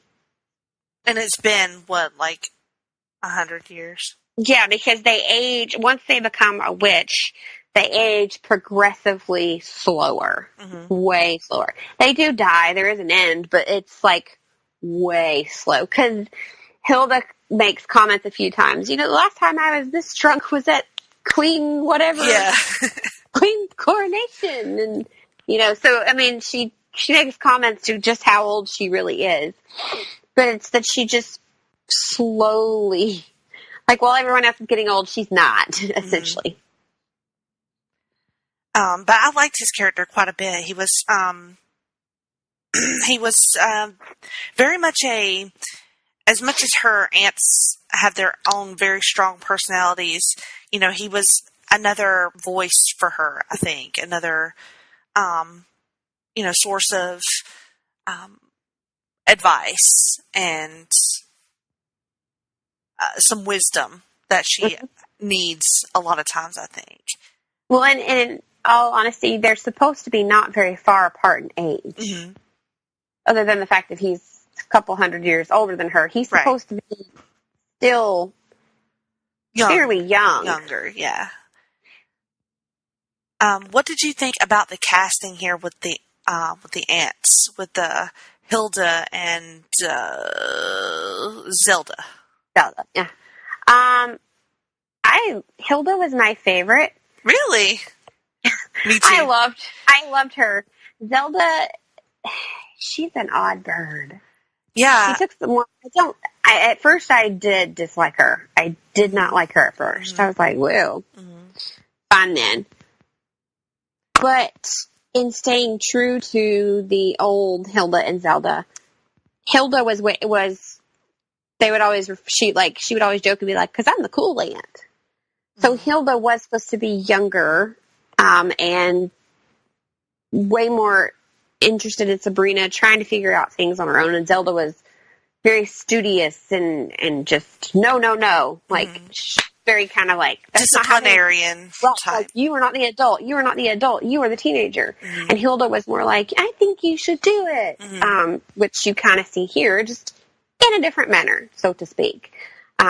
Zelda wants her to have nothing to do with the mortal world. Hilda's like, what could be the harm? And she was very, like, Zelda was very controlling of Hilda in particular. I think they shared a bedroom, which I thought was extremely odd. And they never explained that, because that is a really fucking big house. It's a big house, and they're very Which is old. also a mortuary. So, I mean, there is that to take into consideration, that the whole basement is like where they embalm people and keep caskets and stuff. And then there's obviously the viewing room. And so there's rooms that are going to be like not used by the family because it's for the business. But then she ends up moving out of their room eventually. So they had a room. Right. It just, I just thought it was I wonder if it's odd. something that started when they were young and they all just found companionship. So it was like, well, it's not like we sleep in the same bed. What's the big deal? Yeah. But I thought that too in one of their arguments they're having when they're getting ready to go to bed. And I'm like, why is she like, because they're both asleep. Oh, okay. I thought Lucy Davis as Hilda was... Oh, I'm sorry? No, go ahead. I was going to say, I think it also plays in the dynamic, or like you said, she's controlling of her at the very beginning. Yeah. She doesn't want her to have her own anything, really. She's just supposed to do what she's told.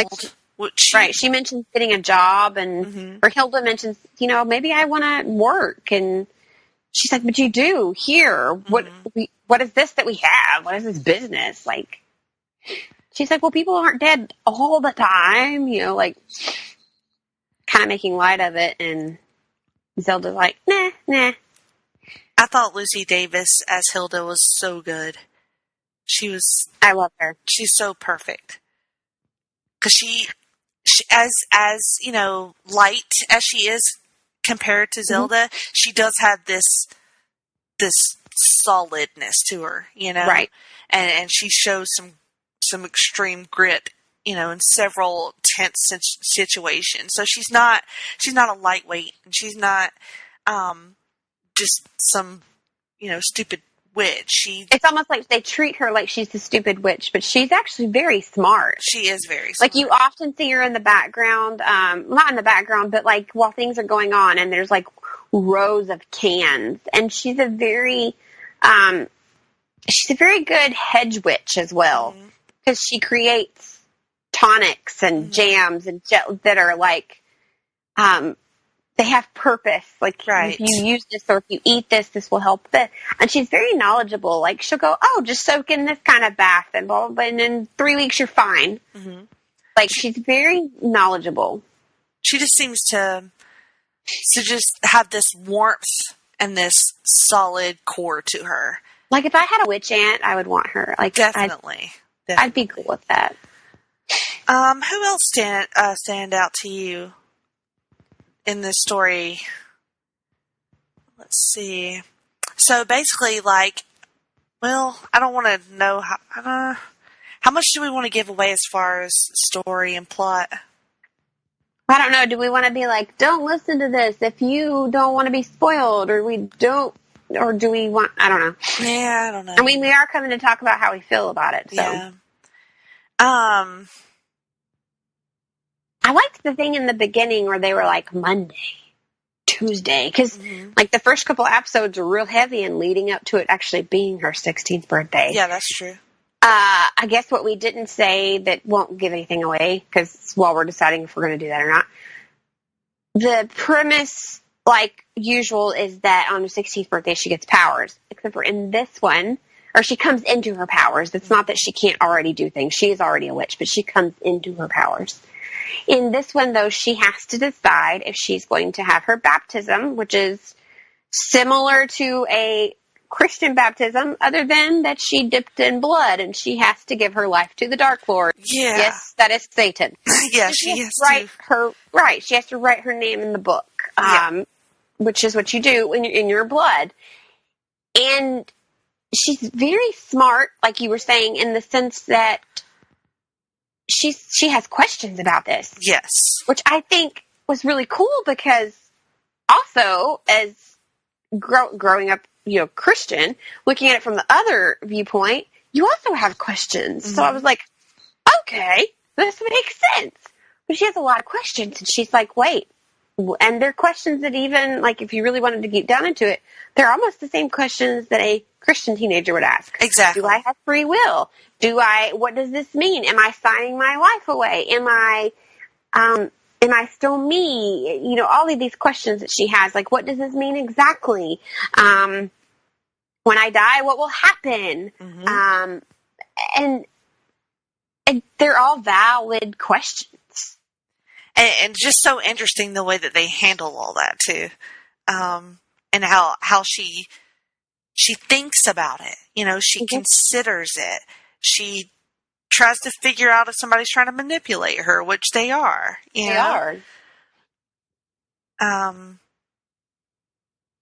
Yeah, that scene towards I think it's the end of the first or second episode, where she goes, whether she's deciding whether she's going to do that or not, is just so. And when she walks in and she's like, "I've made a decision," and the high priest is there. Yeah, it's like the very end of she walks in, and she at the end of episode 1, she walks in and she's like, "I've made my decision."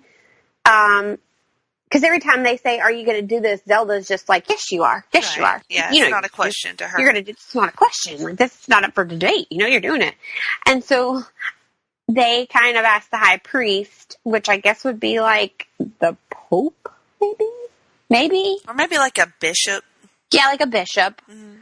And her father was the high priest before this guy. Apparently, her dad actually learned from this guy, but surpassed him. Mm-hmm. So it kind of starts making sense once you learn that, some of the things that take place. You're like, okay. But he comes to talk to her. He skewed me out from the beginning. For real, me too. And not because he was like, hell, Satan, just because he's creepy. Creepy. Yeah. Like, weird guy staring out a van with no windows, creepy. That kind of creepy. Father Blackwood. Fingernails. Yeah. Ugh. But, she just is she's very suspicious of him, and his, because he tells her, I don't know, I'm trying to decide if I'm going to spoil this or not. The fish I keep deciding to. I think honestly we should at this point. You think so? I think so, because there's no other way to break down these episodes. I don't know, because I don't know. Let's just keep it general. Okay, we'll keep it general. Yeah. She has reason to suspect that maybe the things that she's being told aren't truthful. That's when she has all the questions, and she asks him, and he answers them. She's satisfied with the answers, but not really. She's satisfied that someone gave her answers, that someone is answering her, because often when she tries to ask Zelda these questions, she's like, like we said, you're doing it. There's no debate. No debate. So I liked that he genuinely answered her questions. maybe not genuinely, but he answered her question. Right. He appeared to. The Weird Sisters. That Yes. and all through this, because this is part 1, Mm-hmm. there's actually going to be a Christmas Yeah, that's so weird. and then a part 2. Well, kind of makes sense. Yeah. I'm wondering if they're going to do Krampus. That would be cool. Oh, that would be cool. That'd be cool. It fits with what they're doing. Mm-hmm. But the Weird Sisters, there's homages to all kinds of things in horror. Yes. All throughout this season. I'm so glad you said that because... So many. Like, from the very beginning. Yeah. There's, like, Rosemary's Baby. The Craft. The Craft. I felt like it was in there. I'm pretty sure it was Macbeth. Yes. Thriller. Michael Jackson's Thriller. Yeah. Even, I got a Harry Potter vibe sometimes, too. Well, I think that's because the whole, like, you're going to go to the school and you're going to learn how to be a witch. Yeah, it could be.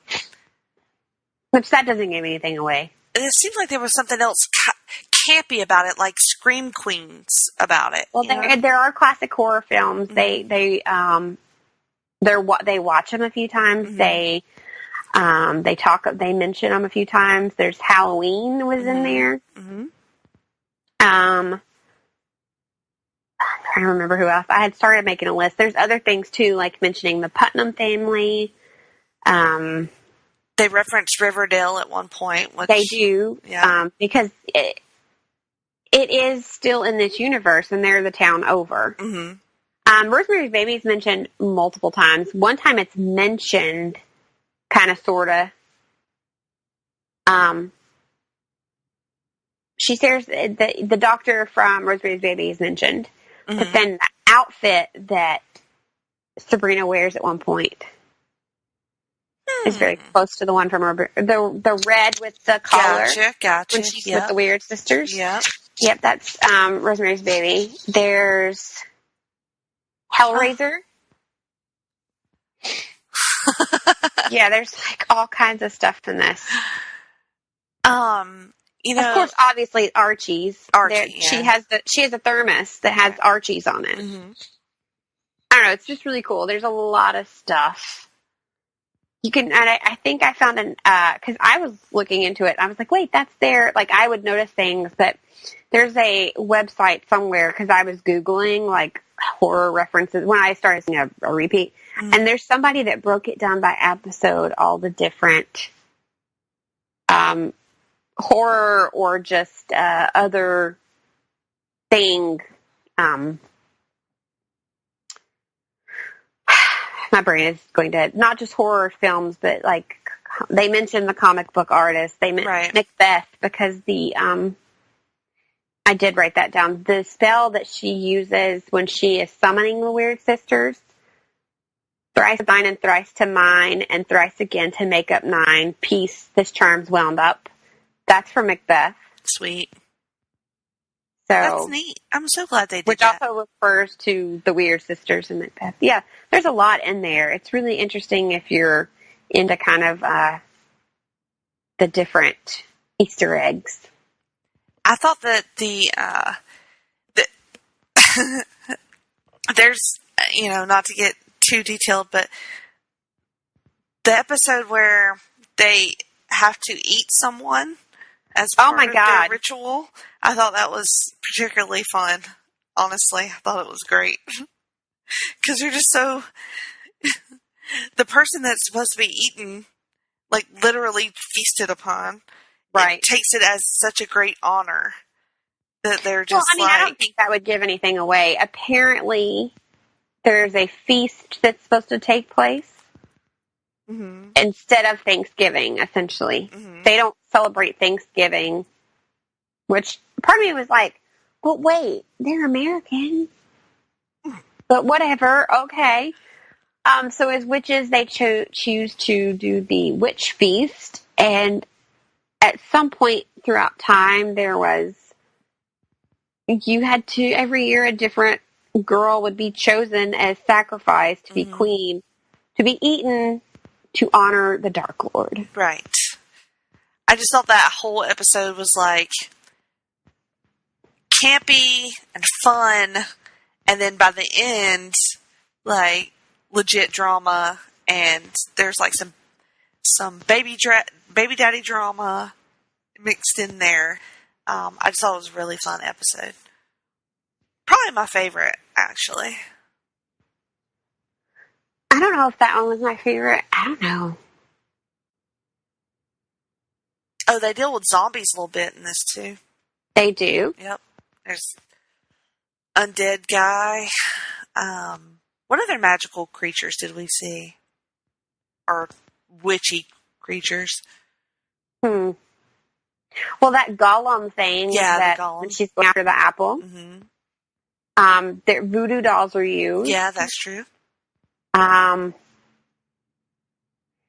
Well, they make jokes about, what are you, a vampire? Mm-hmm. And then there's the guy that dresses up like he's in the coffee shop that Hilda ends up getting, or it's not a coffee shop. So that's the very weird thing about that place Hilda gets a job at. And they crack jokes at it throughout the whole, like all of the episodes.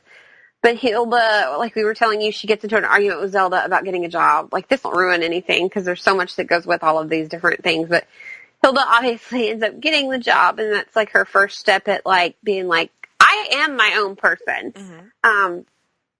It's a bookstore that specializes in making the weird comfortable. Isn't that what he says? Something like that, yeah. Making those that like the weird comfortable. And he dresses up because I guess he used to be a horror movie host. Mm-hmm. You know, like on Saturday nights, I know locally, I don't know about for you guys down here, but local on the channel, one of the channels back home, it would have been like an ABC, I don't remember. Anyway, After a certain time of night, they had the Elvira impersonator. Right. That Yes. She would introduce the show of the evening, and throughout the breaks, sometimes she'd be like, oh, and you're back with me. And like, she would do the Elvira thing. Which actually it may have been Elvira. Yeah. Anyway, So. but that, and other people in other places had different hosts. So I guess he did that. He's like, so now he has this bookstore. And so it's not, I don't want to say a cult bookstore, but it's like all things weird. Mm-hmm. And he dresses up as a vampire. So there's jokes about being a vampire in reference to him and reference to other people. So it's like a bookstore / food place / coffee shop / hangout spot. Right. It's very interesting. Yeah, and they hang out there often, which is parts that get brought up too. Yeah. All right. Oh, I know which episode was my favorite. The dream one. Oh, the dream one was good. But what was that creature? That was, She's a demon named Body Bat. yeah, that's right. She's a dream demon, which actually, if you remember, that also happens in Buffy the Vampire Slayer. Yes, it does. So that's another one that kind of lends. Yeah, I really liked the mismatch of different, just homages and it was just well done, really, honestly. What else we got? Anything else to say about Sabrina? I hate, there are several parts throughout there where I hate Harvey Kinkle's dad. Mm-hmm. He's a jerk, yes. A jerk. I had a huge hate relationship with him. Oh. But it gives some depth to Harvey, I think. It does, because I think the old Harvey just was always like a good stand-up guy who came from a great home and had great parents and, that kind of thing. Mm-hmm. I honestly do like how this kind of focuses around it. It very much is mortal against witch here. And good versus evil and right versus wrong. Mm-hmm. Because like you said, they're not bad. Right. But there are some of the witches that are. And they want to do what Sabrina sees as wrong. Like, it's just, like, why wouldn't you help them? I don't care that they're immortal. It's wrong. Mm-hmm. So, yes, there's a lot of the whole, like, satanic, obviously, rituals and care about. And just there are some moments that even I was like, ooh. Yeah. I don't know. I got a little creeped out when the song that the choir is singing. yeah. Do you know what that is? No, what is it? That's the song Charles Manson wrote. Oh. Yeah. Fucking creepy, man. That's a deep Yeah, cut. because at first I was like, somebody was like, oh, that's a Manson song. And I was like, that's not a Manson song. And they were like, wrong Manson. I was like, oh, that one. And you hear it, and it's beautiful. Like, no, like, I know it sounds really cheesy, but like when you're listening to them, it sounds like a beautiful song. And then when you realize where it's from, you're like, I'm a little creeped out. Oh, something else that I liked was, when she was trying to make her decision about what she was going to do, like, her and Harvey's relationship was already, like, established by the time the first episode. So they're already boyfriend and girlfriend or whatever. Mm-hmm. And so, trying to decide whether she's going to give up that mortal life. She doesn't want to give up her boyfriend or her best friends at school. She doesn't, as much as she does, I think, like being a witch, she realizes that the trade-offs might not be enough. But I really like the way they handled that. Yeah, it's done very sweetly, because I think a lot of time, Riverdale, it's just a lot of, like, all the time, like, I'm a young teen, I'm supposed to be really horny, and I'm supposed to, like... Yeah, it's and pretty wholesome. there are moments of that, but I think it's to show you the difference in who she is. Right. And who other witches, the Weird Sisters, we'll use them because, it is them, but it's to show you the difference in Sabrina and who she is as an overall person. Mm-hmm. Versus, like, the one whole, like, join us, Sabrina, or Nick's like, or I could go to your room with you. And oh my she's God, like, yes. She rolls her eyes and she just leaves. Yeah. I like that scene. It shows you who she is. But even with, like, one of those sisters, she sort of forms a bond with them, and they're not, all the way bad, or, there's something redeemable in at least one of them. One, at least. Allegedly. We'll see. So is the next season going to be season 2, or is it season 1, part 2? I think it's part 2, which there was only 9 episodes. Was it 9? And they've done, it was not 10, 10. Because 9 and 10 are part 1, part 2. Yeah. I think, yeah. So there's 10 episodes, an hour long a piece. By the way, the opening is pictures and different clips from the comic. Oh, yeah. Yeah. Which, did you read Afterlife with Archie, which came out about the same time? No, but I heard that was really good. It was really good, and they, it's heavy in the zombie. Oh, yeah. So it makes me kind of wonder if they will bleed over, possibly. But yeah, it's clips. I liked the opening. It was really cool. It was. It looks like the Christmas special called A Midwinter's Tale will come out just in a couple of weeks, December 14th. Mm-hmm. So that will be cool. Yeah, I'm definitely watching that. And I'm not sure, is there anything out about it? No, I don't see any plot points or anything. Well, I wonder if they sent out plot points, if that would give away, because, they have to, obviously, unless it's somehow set, I don't know. It would almost, because of the timeline, because, like I said, the one episode it's supposed to be our Thanksgiving, but they have their witch holiday instead. Mm-hmm. So if you followed that, then they probably can't say anything, because it would say what happened, allegedly, possibly. Allegedly, possibly. That's going to be my new thing. Allegedly, possibly. What else do we have? Is that it?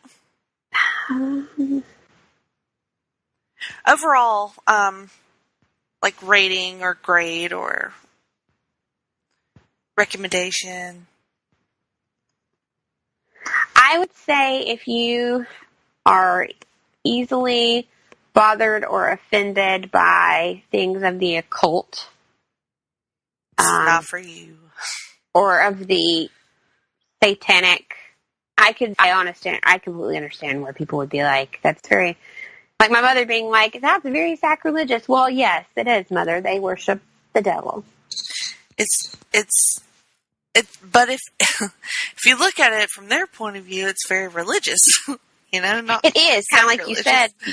How at first you were bothered about how kind of blasé they were about. I read some reviews, like I found randomly on the internet, like this person saying this is what I thought about it, and one bothered me because we're such big fans of pretty much everything CW. Okay. So there was one. Well, I mean, for the most part, between the two of us, yeah, right. The majority of our shows come from the CW, right? So I read a review where someone, and I just want to see, because this doesn't give anything away, but this person gave it a much lower score and said, wait, where did it go? That's not the one. I lost it. Basically, he was saying, he, she, they, I don't know. Maybe I should not. I'll say them. Them. They. Them. A lot of people gave it 1 star saying, this is not the remake of the sitcom. Well, no shit. No shit, Sherlock. They have different titles, so. Right, we tried to say that. But this guy, I think I just found it. Here it is. He titles this disappointing. He says, I came into this to the understanding. I keep saying he because I just feel like down with a man. Sorry, them. Them says, I came into this with the understanding that it was not supposed to be like the Sabrina sitcom, but I was still excited. How could a dark tale in Sabrina go so wrong? And we get the fabulous Michelle Gomez. I was in awe. Unfortunately, it went downhill. And it went downhill fast. 1, the constant camera blur is really annoying. Side note, I didn't see that. 2, the story is overall boring and it takes you all over the place. 3, the politics are unnecessary and her cliche millennial friends are nauseating. 4, they ruined Salem. And honestly, it belongs in the CW's trash heap of a lineup. You, sir... I'm calling you a sir.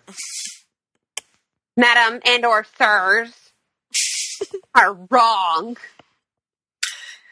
Well, he's entitled. They're not complaining at all about the satanic or it being dark. Right. They were like, on that. I truly don't remember constant camera blurs anywhere. I remember there's parts that are faded out because you're supposed to see her more prominently or you're supposed to see the background more prominently. Politics are very necessary in this. It's her saying down with a man. Yeah, there's like a bullying subplot sort of thing with one of her friends that I don't think it wasn't really heavy-handed. It felt fairly I don't know, commonplace. Right, and it was part of her coil to the mortal world. Right, yeah. It was why she wanted that mortal half of her. Right.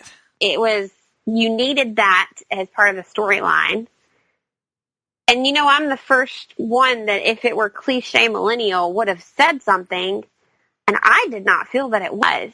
I felt, once again, her friend's problems are valid problems. Right. Very valid issues. And, the friend, she wasn't all like, I'm being bullied, somebody help me, whatever they think a millennial, Right. She wouldn't even tell. She wouldn't stand up for herself and even tell the names of the people that were doing this when Sabrina was like, tell me who it is. Yeah, she was trying like, to. No, I can't do it. I won't. And then the other friend, she's battling with her faith in the godly sense. Right. Because she's medically got some things going on. And that line that her dad said, that hit me. Where she asks, because her grandmother has the same illness. Mm-hmm. And without saying it, but do you remember when she sits to talk to her dad and she's like, you said that this is wrong with grandma because she lacks faith. She doesn't have enough faith. Mm-hmm. And that stung heavy because I grew up in a very Christian world where I was told often, and my mom was told that, because I've had medical problems since I was born.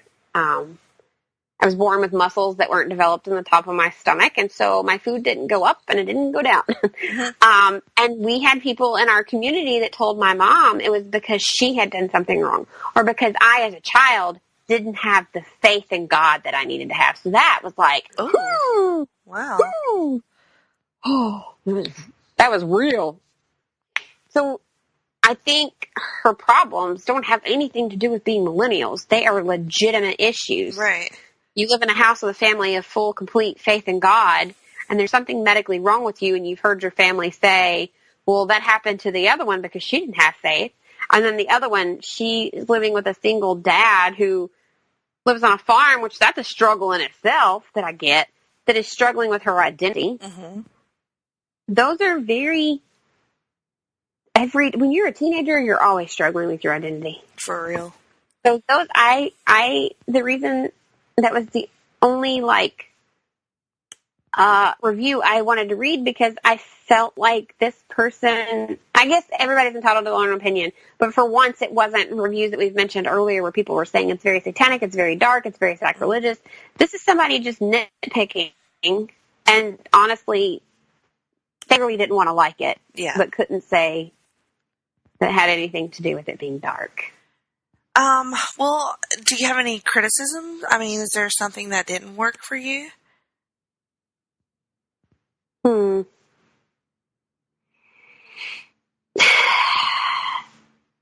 Not entirely.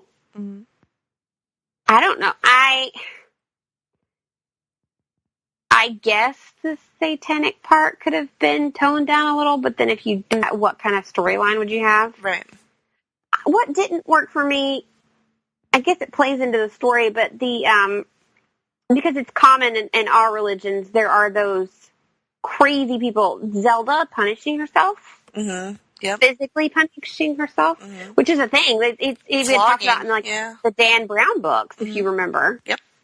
I don't know. That didn't work for me because I just don't like that. Mm-hmm. I don't understand hurting yourself because you think you've wronged your Lord. Mm-hmm. I don't get that. So that, I guess, if that's all that doesn't work for me. I think, one of the friends that, because there's a lot of that we haven't mentioned that, I mean, it's a very, intricate story, kind of, yes. because her friends, their families are tied into it. Like, one of her friends sees the ghost of one of her relatives, and mm-hmm. then that comes into play later. So... And the other one has vision. The other one has vision. So that's what I thought, okay, not all of these people can be, special like Sabrina's special. So that was the only thing that was but it wasn't really that big of a deal because they tied it together at the end. Right.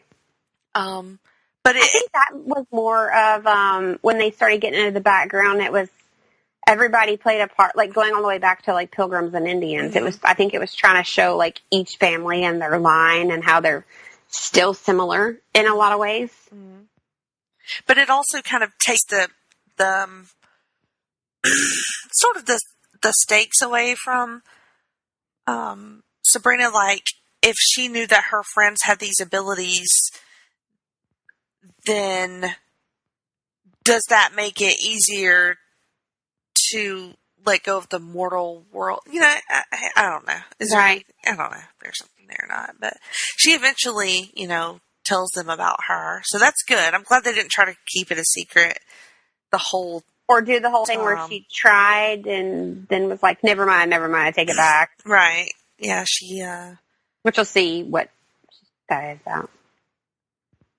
oh gosh. But I would recommend it, and you know, like you said, if it turns you off, it'll be fairly quickly, so you won't waste a whole lot of time trying to get into Right. it. There'll be several like images and like words that are pretty quick, and you'll be like, Right. nope, I'm out. If it's gonna bother you, it'll bother you quick. So It just will. try it. You'll know within the first. Probably the first episode. Well, no, the first episode is fairly calm and tame, and Zelda at one point is just sitting on the front porch and is like, "Hell, Satan." Yeah. So I mean, it may go ahead and turn some people off in the first episode, but I think the second, because that's when my mom was like, "Nope." Yeah. I think that's where you'll really check out if it's not for you. Right.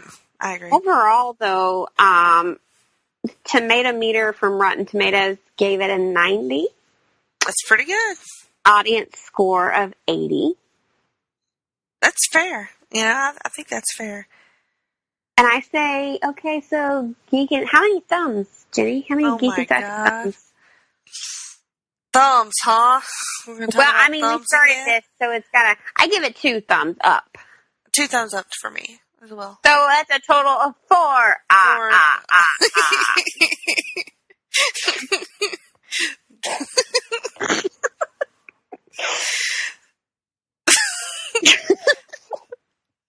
Oh my God! Is this Sesame Street now? No. Okay. We're talking about 1, 2, 3. I count 4. Oh, I know what bothered me for a hot minute. Oh, what's that? Why are Ambrose... Okay, Ambrose I get. He's a cousin. But why is Hilda, who is truly Zelda's sister, like, they are blood-related sister, Mm-hmm. why is she the only one British? Oh, yeah, the accent. Which she talks about being from England a lot. So, and I remember in the old Sabrina story, I remember there's like a couple of 100 years gap where Zelda goes one way and Hilda goes another because they get pissed at each other over something. So I'm wondering if Zelda was like, I'm going to stay in bloody England. Hilda. And Zelda was like, well, I ain't. Mm-hmm. So she lost her, you know how like when people move, they lose their accent. Mm-hmm. Or like if you're born there, so I think I've said this before. I asked Jerry once if we had taken one of the job offers that were giving to us, and we had Caden in another country, would Caden have their dialect? And he would, even though we're American and we don't have that dialect. He would speak with a British accent, or he would have the American Gaelic that the Irish do. Right. So then I'm also wondering, like, maybe because she is several years younger than Zelda. I'm wondering if it's just the makeup of her upbringing, like where she was, like where they lived when Zelda was developing her speech patterns. Yeah, It's really weird. Like, why is one sister British and the other one's not? Right, yeah. If they explained it, I missed it, honestly. Okay, well, if you missed it... As far as I know, they don't address it. Like, it makes sense when you have a cousin that speaks. I mean, I do. I have cousins that speak full Gaelic, and I'm like, yeah, go on with your bad self. I do think that Hilda spoke a lot of different languages, so... I don't know if that has anything to do with it. They both did like in the old... Yeah. Because there are a lot of things that are crossing over. Right. If you overall love... Okay, here's how I would give my final consensus. If you like the dark and macabre, I would say this is for you. If you were also a fan of the previous iterations of Sabrina... and you're cool with dark, this is for you. Yeah. If you can't do things that are considered sacrilegious or overly dark in like truly the sense of the word dark in the fight of good and evil, then this is not for you. Right. Agreed. I'm going to call it bewitchingly beautiful. Let me write that down. Why are you? I'm going to need that for the write-up. I'm going to need that, she says. Bewitchingly beautiful. It is. I mean, if you think about it, it's... Because as we mentioned before, scenery's great, costumes fantastic, that vintagey vibe is fantastic. A lot of vintage music is played throughout. Michelle Gomez's hair. Yeah. Well, even Zelda and Hilda, they got good hair. Yeah, they have great hair. Everybody in this show. Prudence's hair, those finger waves are impressive because those are super hard to do. And she pulls that off, too. I know, like, She not looks everybody can do that. Everybody's hair is on point. Yup. All right. So, let's wrap it up. All right. Oh, I guess it's my turn, isn't it? It surely is. Ladies and gentlemen, brought to you today by our viewing pleasure and all the things we love. This is Nerd Eye Candy of the moment. Our viewing pleasure. Yeah. Hot. Hot. My viewing pleasure comes from a show that I talked about earlier called Titans. And it comes from the one and only Dick Grayson. Ooh, really now? Mm-hmm.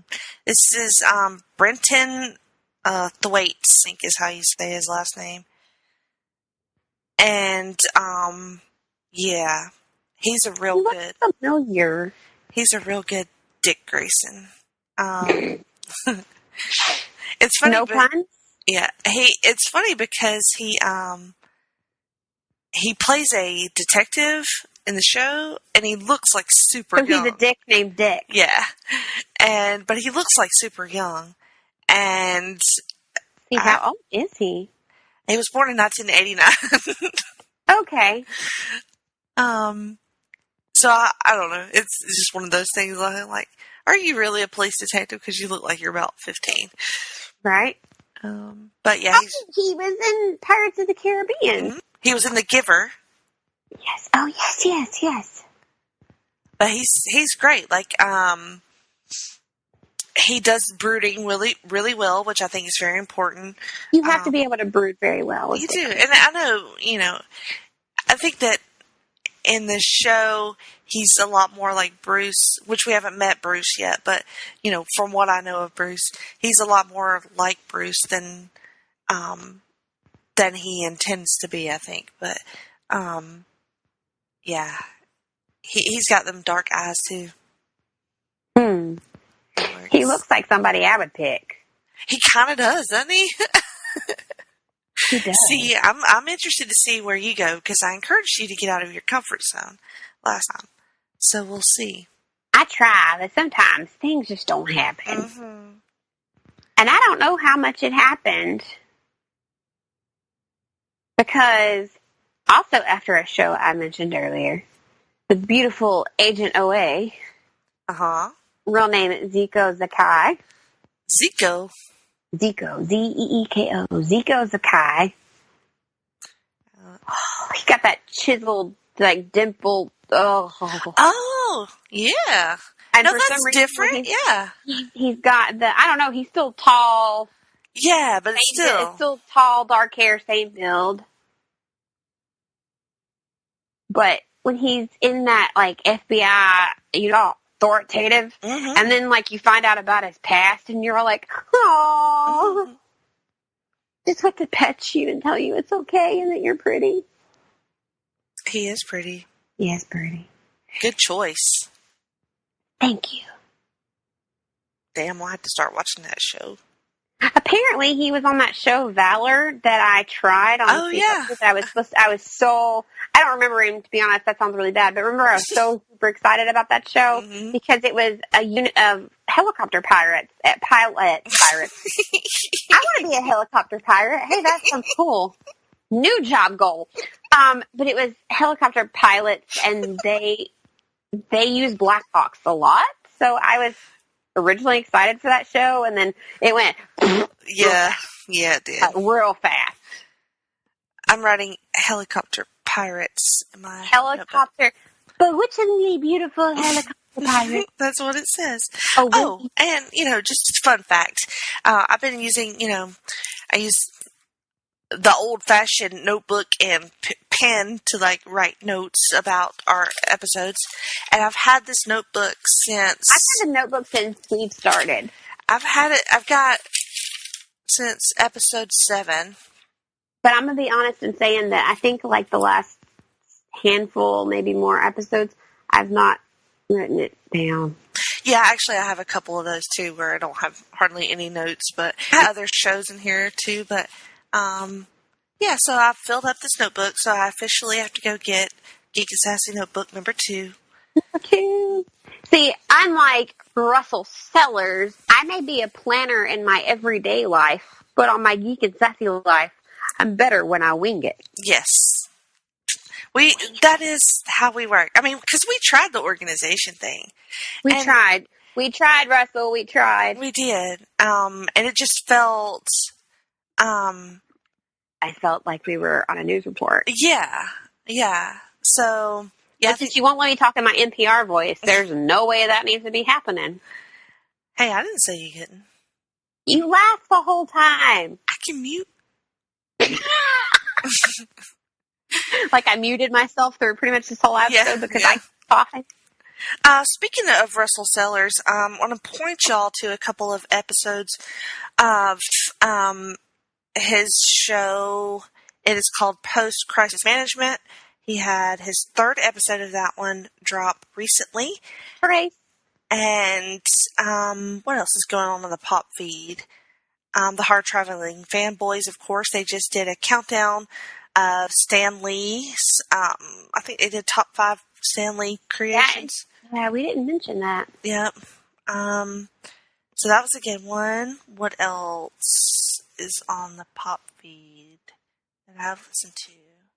Mostly just my shit. Are you still doing your drive-in? Yeah. The last one I did was on Halloween, dropped on Halloween. So I'm supposed to record another one this week. Go another Talkin' Pop this week. So those will be coming out hopefully soon. I still would like to guest eventually on your horror podcast there. Oh, you're definitely. I feel like everybody would be like, really? It's just going to be an episode of Geek and Sassy. But no, it'll be different because it'll be a live watch. Different, yeah. And I gotta decide what my favoriteest thing is that I could be like, Jenny, I want to do this one. Yes, because that's the consensus. If you haven't listened to Jenny's new show yet, which why have you not? Every episode is a different movie, essentially horror movie. Mm-hmm. And then she discusses it with someone special.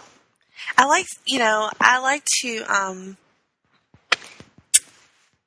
to get somebody who has some sort of connection to the movie, or that really loves it or knows a lot about it, or just so there's good conversation. And you and I don't have that problem, but I think that I don't know, it just adds something. And as long as you don't make me watch I See Dead People. No, I won't make you watch it. I know, I'm weird. I can't help it. We're gonna watch something way scarier than that. Wait. Okay, that movie. Okay, I like all kinds of things. That one just messes with me because it's too real. Mm-hmm. I'll pick something good for you. Can't do it. Unless, you come up with something. Let's see. Sunday Groove is also on our feed. The Glenn Butler Podcast Hour Spectacular. Songs with Friends. Which I apologize, I have not listened to Songs of Friendship. Better get on that. There's just so many shows, and that's not a bad problem to have, guys. It's really not. And then, of course, the wrestling feed. So many awesome things to listen to over there. What else do we need to plug? Twitter, I'm at Jenny Cruz 2814, and also at Geek and Sassy. I don't know. Did you get logged back into our Geek and Sassy? I sure did. Okay. I was just checking there. And Miranda is at Moms and Nerd. Both of those. We have the Facebook page. We have the Instagram. We do have the Instagram. We're Usually, if it's on the Instagram, it goes on the Twitter and the Facebook as well. There you go. You know what you're doing. I know how to link it. Yeah, you're good. So next time, I totally forget what we're doing, so that's okay. We don't need to plug that. I don't know if we officially decided. All right. Well, we'll figure some shit out. So it'll maybe can we say maybe we'll give them something Christmassy? Perhaps. I could see that being a thing that we do. Because, I mean, we're halfway through, almost to the end of November, so... Yeah, could be. Maybe something Christmassy. Maybe. Right. Well, that's it. We're done, and thank you for listening. Yes.